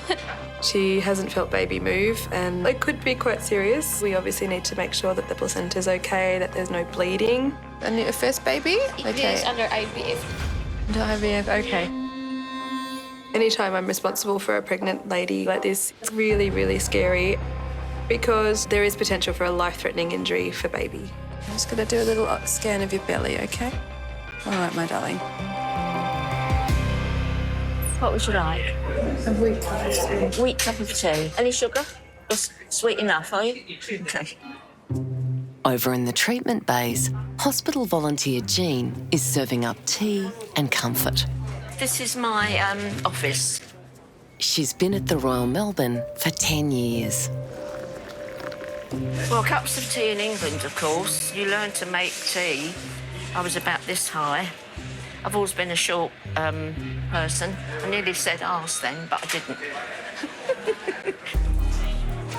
When I retired, I wasn't in a retirement mood. I wanted to carry on. I don't like dusting very much, and it keeps my mind and body active. And I'm giving back because I've been very lucky. You all right? Yeah? Because I'm not medical, I'm one of them. So they can relate to me because I'm not going to stick a needle in their arm. Although I am a good distraction. I am used sometimes if somebody's upset. I stand one side and talk about England while they're doing the needle, and it's done before they've realised.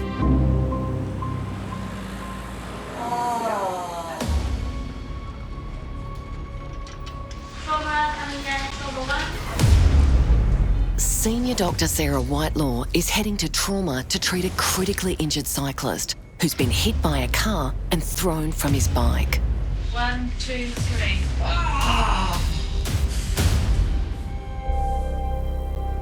We see a number of people that unfortunately die from their accidents every year, and a cyclist just doesn't have a lot of protection, so often they can have dreadful injuries. My husband, 2 years ago now, was hit by a car while he was riding his bike to work and had a badly broken neck. It was broken in a way that if he moved it in the wrong way, that could cause an injury to the spinal cord that could have left him a quadriplegic. But fortunately, he's made almost a full recovery. Get you out of all these wet clothes. So when I hear that a cyclist has been hit by a four-wheel drive, that's a really high force. So from the top to their toes, they can have lots and lots of significant injuries. This is Giuseppe. He's a 56-year-old male who's on a bike today cycling. He's been hit approximately 60 kilometres per hour from the rear. He doesn't remember being hit, he just remembers waking up in the gutter. He's got an obvious right humerus closed fracture. He's complaining of right lower back pain down into the groin. He's got some numbness and tingling bilateral feet. Thank you so much. You guys have done a good job. I'm glad you put the pelvis on. That's good. So I'm Dr. Whitelaw. I'm Sarah. I'm one of the emergency doctors here. Welcome to the Royal Melbourne. A lot of force has been applied to Giuseppe's body. Then he's likely got thrown into the air and then hit the ground and stopped very suddenly. Where's most of your pain? Sorry? In your back, okay. You sore in your hips? In the hip. Sorry, mate. Can I get you to wiggle your toes for me?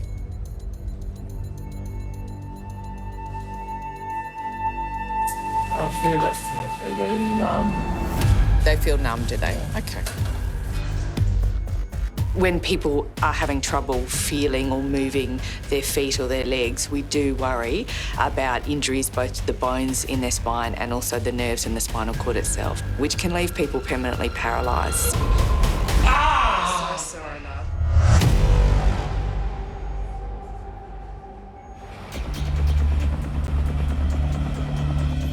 All right, we'll just have a look at your tummy. Heavily pregnant Jonah has been rushed into emergency after fainting at a train station, falling face first to the ground and landing on her stomach. You haven't felt any contraction type pains or... Dr. Miriam Yasser is doing an ultrasound to see if the baby has been injured in the fall. This baby is an IVF pregnancy. It has been difficult for her to conceive. And so for there to be something potentially wrong with baby would be a really worrying thing for her. Which side is baby lying?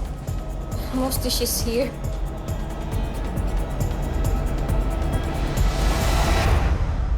There she is. Look at that. Can you see that? Yeah. See that there? Mm-hmm. That's her heart beating. Beautiful.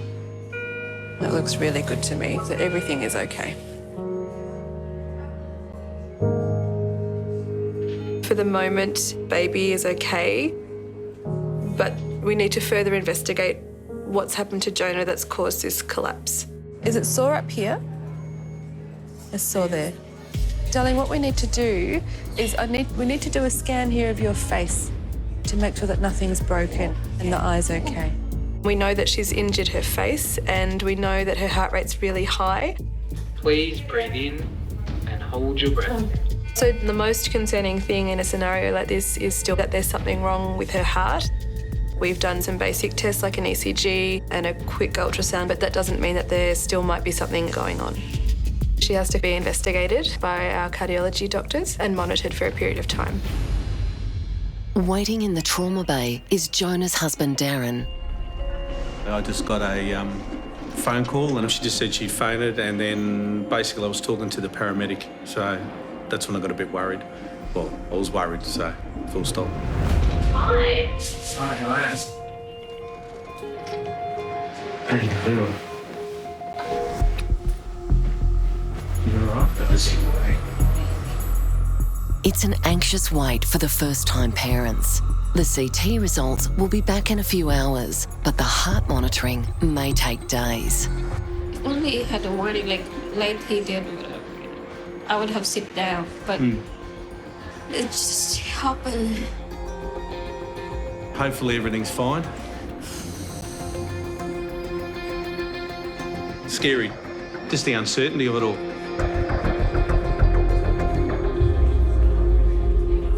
You're the biscuit whisperer. If we ever need a biscuit, we come and see you, don't we? Especially Unofficially. Down the corridor, emergency volunteer Jean is on her way to check the stash of biscuits she keeps for patients. I have to keep them under lock and key because... But I do use my discretion at times because I'm old enough. So the biscuit key is quite special. One of the doctors quipped, if it's locked at all times, we can't get the biscuits out. I thought, OK. We couldn't understand why they were disappearing so quickly. Did you eat them all? Why is it empty? Because they've been distributed amongst the patients and need refilling.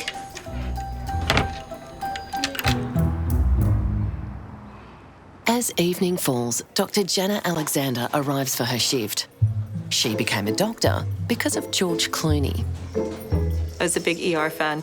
It kind of showed that side of medicine that was really unpredictable and fast-paced and exciting, and I thought that would be a good job to do. And that's why I picked it.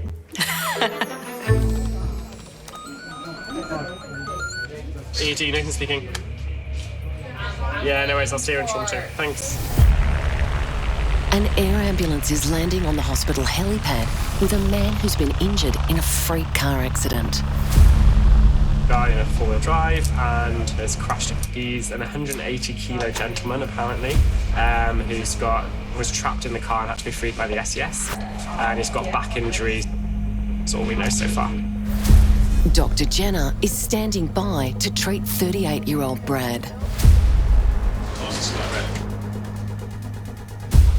Pictures from the crash scene show it's a miracle he's alive. Stay nice and still, hands in your chest, let us do some work. Whoa, head spin. I'm Jana, I'm one of the doctors. I'll be looking after you. So Brad is driving a car today at around 60 k's an hour from what we can gather, and it appears like a branch or a tree has fallen down across the bonnet of his car. He's then gone down an embankment, 20 metres down the embankment, smashed through the several trees and come lodged up against a tree on an angle like that. He remained trapped in the car for probably an hour before we got there. He walked out of the vehicle, no issues, then complained of some lower back disc and brain. And just as we've made him, he's complained of some soreness in his right wrist as well. Thank you very much. Adrenaline is our fight or flight hormone. It's designed to help us survive, and it can mask your pain initially. That's why you hear about all these patients getting up and walking on broken ankles or dislocated ankles and spinal injuries and not feeling the pain until later on. And so Brad could have a head injury. He could have, pelvic injuries or abdominal injuries. I live with Mum. Okay. All right. Does she want to look at the ankle? No. Do you care for her? Yes, hold on. Okay. With the possibility of serious injuries, the hospital is contacting Brad's mum. A former Country Fire Authority volunteer, big-hearted Brad spent his life looking after others. But now he's the one who needs support. The CFA, they're amazing. Working in emergency services is not easy. I'm quite lucky that it's my job and, I get paid to do it, but people who volunteer to do it, I think, are very special. Can you take a big breath in for me, Brad? The ultrasound is the first step to finding internal injuries, but Dr. Jenna is having difficulties. And again? Being larger means that it can be harder to tell where the injuries are because you're having to penetrate through a lot more tissue. There's some injuries that can be time critical, and in a car accident, that force increases the likelihood of major injury, especially in the chest to the great vessels. The one in particular we worry about is the aorta. It's quite a serious injury and the mortality is really high from it. Big breath in.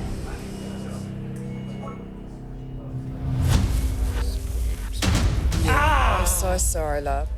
Next door in Trauma 1, Dr. Sarah Whitelaw fears keen cyclist Giuseppe has suffered life-changing spinal damage as he can't feel his feet.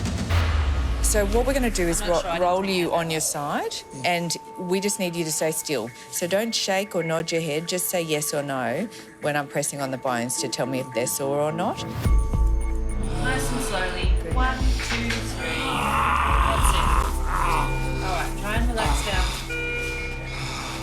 Is that sore up there where I'm pressing? Oh. That's painful? Yes or no where the doctor's pushing? Any pain? Yes. Yes, down here? Yes. That's sore, okay. All right, coming back. 1, 2, 3, and back. Give me some Very good. Giuseppe's agonising pain is a big worry. An X-ray will give a better understanding of his injuries. That looks a bit funny. Yeah, you'd have to worry that that's a significant pelvic injury. Dr. Sarah now focuses on Giuseppe's broken pelvis, which could be fatal. You can lose a lot of blood into a pelvic fracture. Now, I've tried to ring a dentist, okay, but no one's answered. Giuseppe's family is being contacted to let them know he's critically injured. Giuseppe's X-ray is quite concerning. A broken pelvis can involve a huge amount of blood loss, and in fact, people can bleed to death quite quickly from a fractured pelvis that's injured the blood vessels in that area, so it's a really serious life-threatening injury.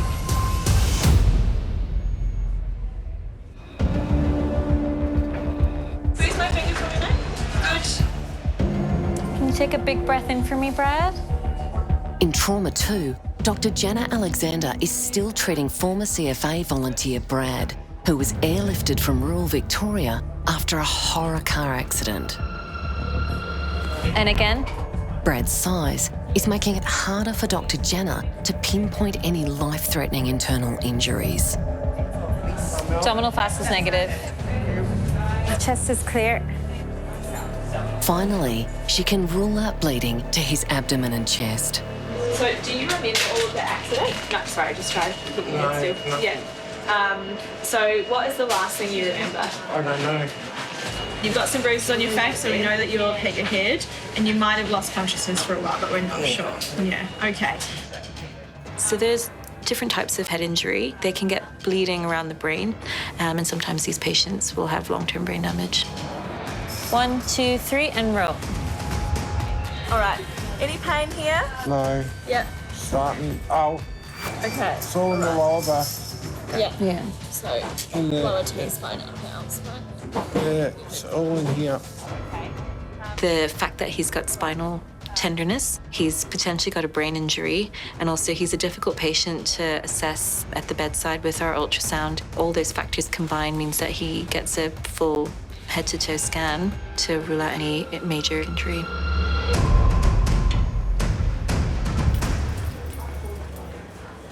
Fast track room, can you fill me up the jug of water, please? Yeah, do you want Prosecco or gin and tonic? Oh, wish I can have both. Volunteer Jean is nearing the end of her shift. This is the storeroom, so this is where I get cups and tissues. The only thing left to do is some restocking. And I'll pinch a box outside if there is one.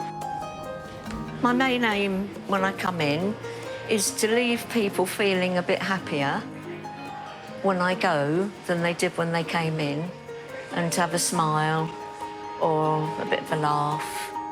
Yeah. Thank you. That's all right. Then I can go home knowing I've done the best I can on the day, and there was nothing else I should have done and didn't. You're lovely what you do around here.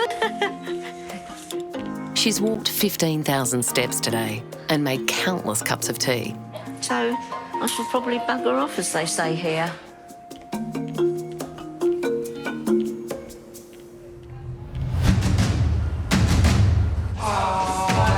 1, 2, 3. Dr. Sarah Whitelaw's patient, critically injured cyclist Giuseppe, was hit by a four-wheel drive. Just some deep breaths. What I'm particularly looking for in this CT is whether or not there's bleeding from one of the big blood vessels in the pelvis. Because people can bleed to death quite quickly. Please breathe in and hold your breath. In a private family room, Giuseppe's daughter Eleanor and her mother Julie have just arrived. On my way to see Dad, I was thinking of all the possible things that could have happened. But it wasn't until I got here that I realised how serious it was. And I think my My heart just kind of dropped. Oh, it's awful. It is wide at the front and it's gone through the back.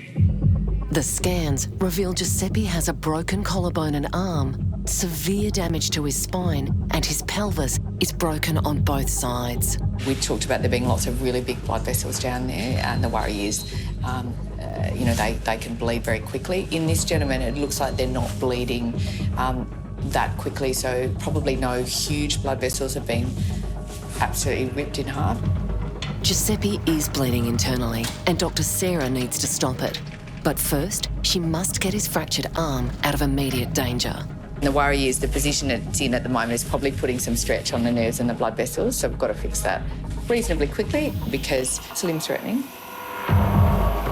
The limb needs to be straightened, otherwise the tissue will die, and Giuseppe could lose the use of his arm. Use a bit more of that ketamine. Just slow, deep breaths.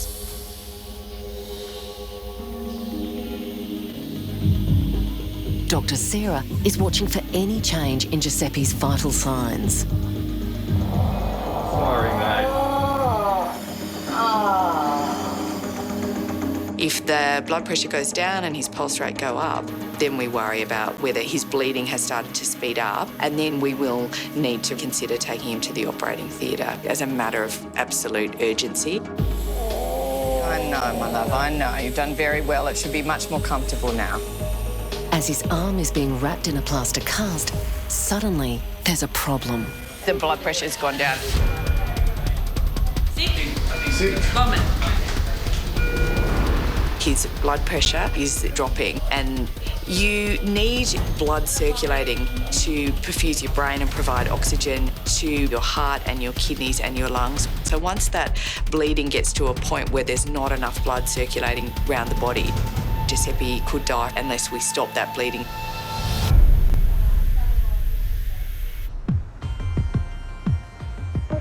How long does it take? What's that?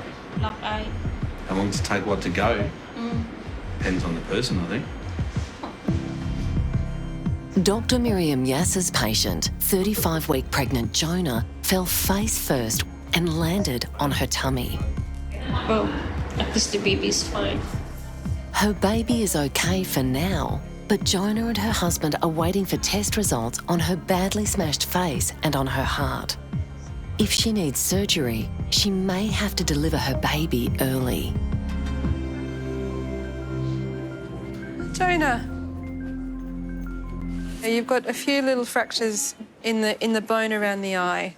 And because you've got a graze over the top there, sometimes that means that these things are a bit more prone to infection. Our plastic surgeons can keep an eye on it for us, okay? You seem quite upset. Are you okay? Just want to go. I know. And you will go home. We just need to make sure that everything's okay in the first place. Just make sure that you and baby are okay. So what happens when she just stays here, or are they going to... So we'll find her a bed up on the ward, and it's going to be a monitored bed so we can keep an eye on her heart. I'm just outside. If you think of any questions after I leave, you're welcome to grab a nurse or grab me, okay? Jonah's had an awful day. She's woken up seemingly very well and ended up in hospital with 2 fractured bones and all this fuss around her heart and her baby. And now she's going to be admitted with more monitoring and more tests. I think they're both understandably very worried about what might be happening. Dark blue, I've never seen that colour before. Wow, that's cool. I need to get a new one. Maybe I'll get dark. I went black last time. Black's pretty cool. That's pretty stuff, man. No, there was a thing when I got it, it wasn't the rage. When everybody... Emergency veteran of 15 years, Dr. George Plunkett, is on one of his favourite topics, stethoscopes. I don't know, I always find that they just burn out in a part of the tube. I worked out reasonably early on that I'm a pretty tragic nerd about whatever it is I do. So if I'd gone off and stayed to be an electrician, I'd be that guy at a party talking in really boring detail about electronics. And so, I thought, well, if I'm going to do that, I might as well make it something that's socially acceptable to be really nerdy about. Yeah, so this old one seems to be just going fine. So I'm left wondering, is it a brand thing? I came out as a med student and pretty much, I came here and hung around like a bad smell. I'm going to try a different brand.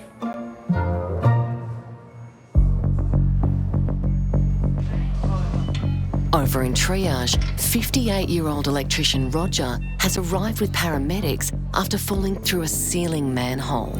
So he's fallen through the roof onto the ground? Yep. Looks like the ladder slipped out from underneath him. Nurse Lucy Stranger is assessing patients this evening, and her job is to find out if Roger needs immediate attention. Hello, can you open your eyes for me, matey? I'm over here. I need to check his level of consciousness. And if that's at the highest level, which is at 15, that's brilliant, totally orientated. But if it sort of drops off, it can be that there's something going on internally. Roger. Roger? The tradie is showing worrying symptoms and is being taken straight to trauma, where Dr. George is standing by. Roger, I'm George, one of the emergency doctors here. Clearly, you look like you're not feeling too crash hot today.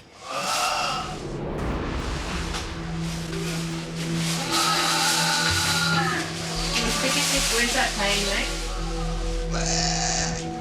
Okay. Roger's a 58-year-old Sparky. He had an unwitness fall. He's got a graze on the inside of his right bicep, which is consistent with having his arms above his head. He's got a sore left shoulder, sore left hip, which is not complaining of any headache or cervical neck pain. It's always been lumbar pain. Excellent, thank you very much. Fall off a roof from several metres up, you impact usually on concrete with absolutely no, safety device to prevent injury. The kinds of injuries I'd be typically expecting in his chest, usually some broken ribs, some lung contusions, maybe some spinal injuries, maybe a pelvis fracture, and maybe he's got a limb or two that's broken. Can we get him some oxygen, thanks? Yeah. Best mate John was with Roger when he fell. We're at my son's house, just trying to finish off so they can shift in.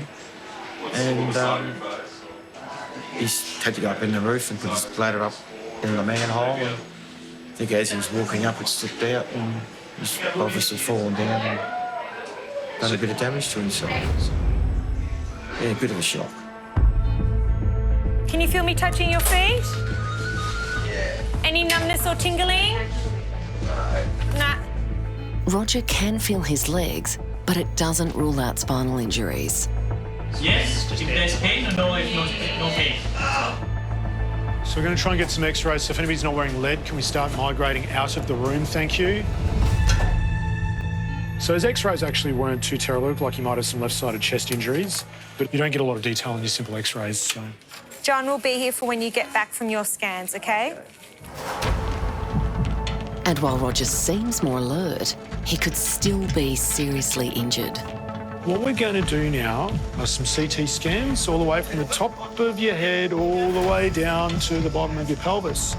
One of the things that's the most disturbing for all emergency practitioners are talk and die patients. The idea that somebody seems to be well and then deteriorates. They're a rare population, but they really stick in your mind. And, if you've ever seen a situation like that, you become very vigilant about making sure, yep, this is probably just the same as all the other trauma patients, he'll be just fine. But I need to make sure we're not missing any life-threatening injuries.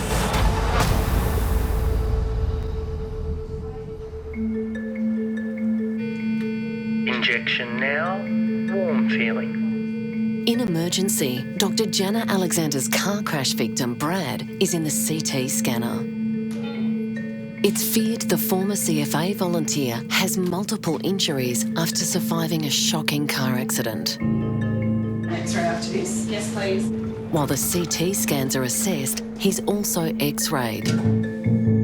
Just turn your hand out like that, Doc. I just noticed a little irregularity or an old injury in the knuckle. If you actually look at his finger, it's quite deformed, so you wonder whether it's new or... Someone chopped it off with an axe. When you were much younger? 8 years of age. I said, Mum, I've cut my finger. She goes, I'll get you a Band-Aid. I go, I need a bit more than a Probably Band-Aid. more than a Band-Aid. Luckily, no new fractures are found. And on the way back to the trauma bay, results from Brad's CT scan are ready. The CT scan can see he has got a chance fracture of the L1 vertebra. So it's not as bad as it could have been, but it's something that needs orthopaedic input. Even though Brad's back is fractured, his spinal cord is intact. So rest and rehabilitation should be all that's needed for a full recovery. Brad, who's devoted almost half his life to volunteer firefighting, looks at the photos of his own rescue with a sense of relief. They did a good job. I don't know how long the rescue took to cut me out. Don't remember much of the accident. His mum, Janice, feels lucky to have her son alive.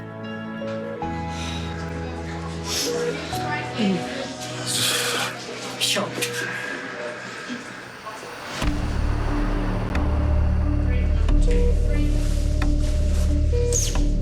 Dr. George Plunkett's patient, electrician Roger, fell through a ceiling manhole, landing on concrete. He's going to have broken something, probably a few things. So we will do a CT because he's landed on his head and his abdomen and his pelvis because that's where most of his pain is. And at the end of that, we'll have a hell of a lot more idea of exactly what his injuries are. Then we'll be able to come up with a plan of how we make him better.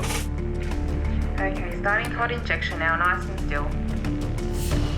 Please breathe in and hold your breath. Pelvic fracture, let's see. Any pelvic fractures? This looks alright. Looks pretty good. Yeah. No pelvic fluid, which is always a good start.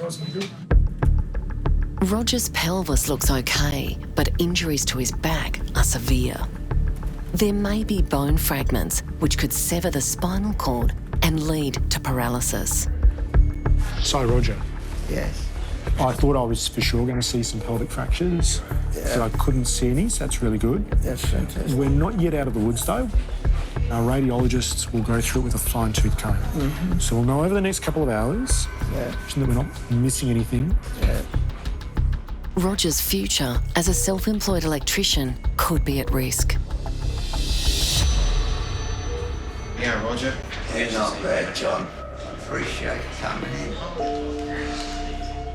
Roger was helping his mate John do some work on his son's house when the accident happened. Sorry I fell. Oh, Jesus. Just as long as the pain goes away. He's a good man, a good friend. That's what I'm looking for.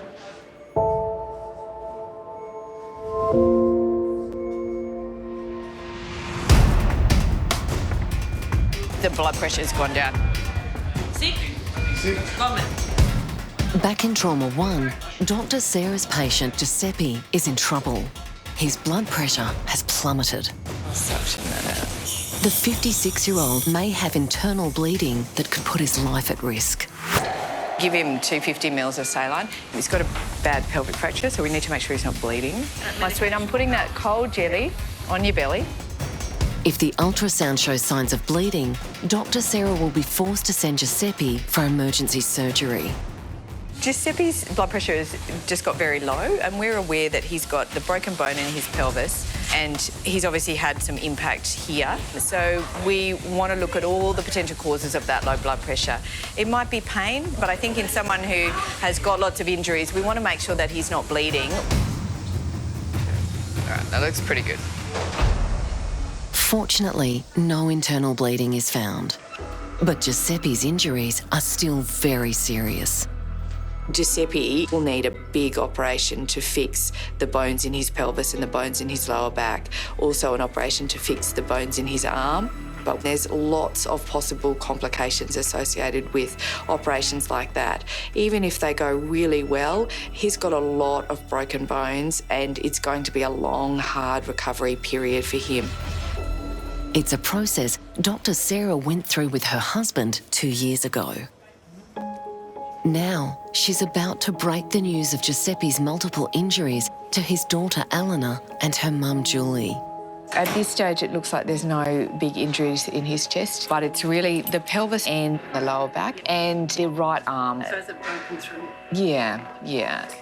and it will need to go to the operating theatre. We'll give him lots and lots of pain relief, and he will be monitored in one of our very close observation areas, quite possibly our intensive care unit. Okay. No worries. And when will we know for sure when the surgery is? Yeah, I think that's a good question. At this stage, it will be scheduled for tomorrow. Okay. If things change, we will let you know. Okay. I definitely think that having personal experience of being a family member of someone who is badly injured has made me a better doctor. Hey, Dad. Nice to you. Oh, Jesus.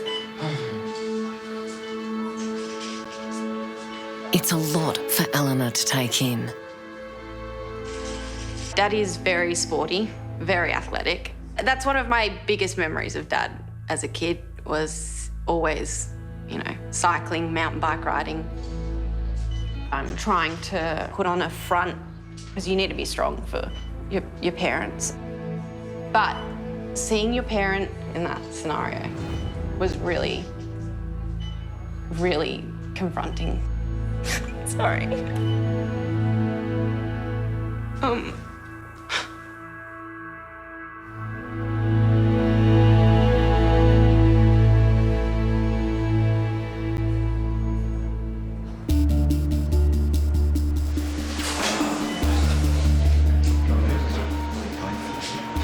Just in the hips and bottom of the spine. 58-year-old Roger is still in severe pain after falling through a manhole. He's waiting to find out from Dr. George how badly damaged his back is and whether he'll walk again. Now, so Roger. Yes. The radiologists have had a chance to have a look with a bit more detail, and they've spotted that you've managed to break a couple of bones in your back. So one of those is a bit higher up, kind of about the level of your shoulder blades. And that one, to my eyes, as a non-spinal expert, looks like it will heal up fine. There's one a bit lower down. That one does look like it'll need surgery to stop the free bits of bone wiggling around it. We're letting the orthopaedic spinal surgeons know about you to help come up with a plan for you. Okay, thank you. Okay? Roger's got what's called a burst fracture of his vertebra, so the main part of his vertebra has essentially exploded. And that's, you know, what we would call an unstable spinal injury. So that means that bony fragments can shift around and are unlikely to heal, you know, rapidly and well without needing some surgery. For Roger, his worst fears have come true. It's a day-to-day reminder that life's fragile and, you know, somebody can be perfectly well in the morning and not a couple of minutes later. It makes you appreciate what you've got and to make the most of what you have. Now, what baby is this, a girl or a boy? Girl. Okay. It's under IVF. Dr. Miriam's patient, heavily pregnant Jonah, was rushed to hospital after suddenly collapsing face first at a train station.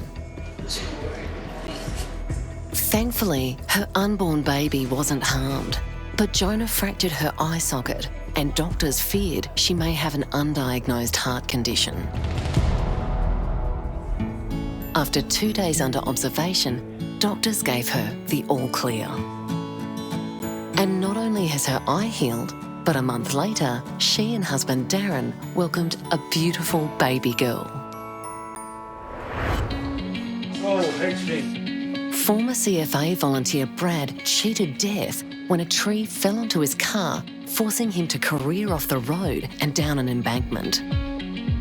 Despite fracturing his lumbar spine and breaking a tooth, he was discharged from hospital 4 days later.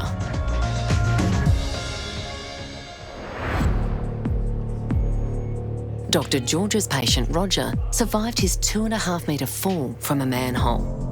The self-employed electrician broke his back and needed spinal fusion surgery to repair the damage. Roger was released from hospital a week later, but sadly hasn't been able to return to work. Dr. Sarah's patient Giuseppe was rushed to hospital with life-threatening injuries after being hit by a four-wheel drive while cycling. The architect was left with shocking injuries, including a badly broken pelvis, back, arm and collarbone. That's the frame is broken. But 3 months on from the accident, Giuseppe is recovering at home with his daughter Eleanor. Big hit.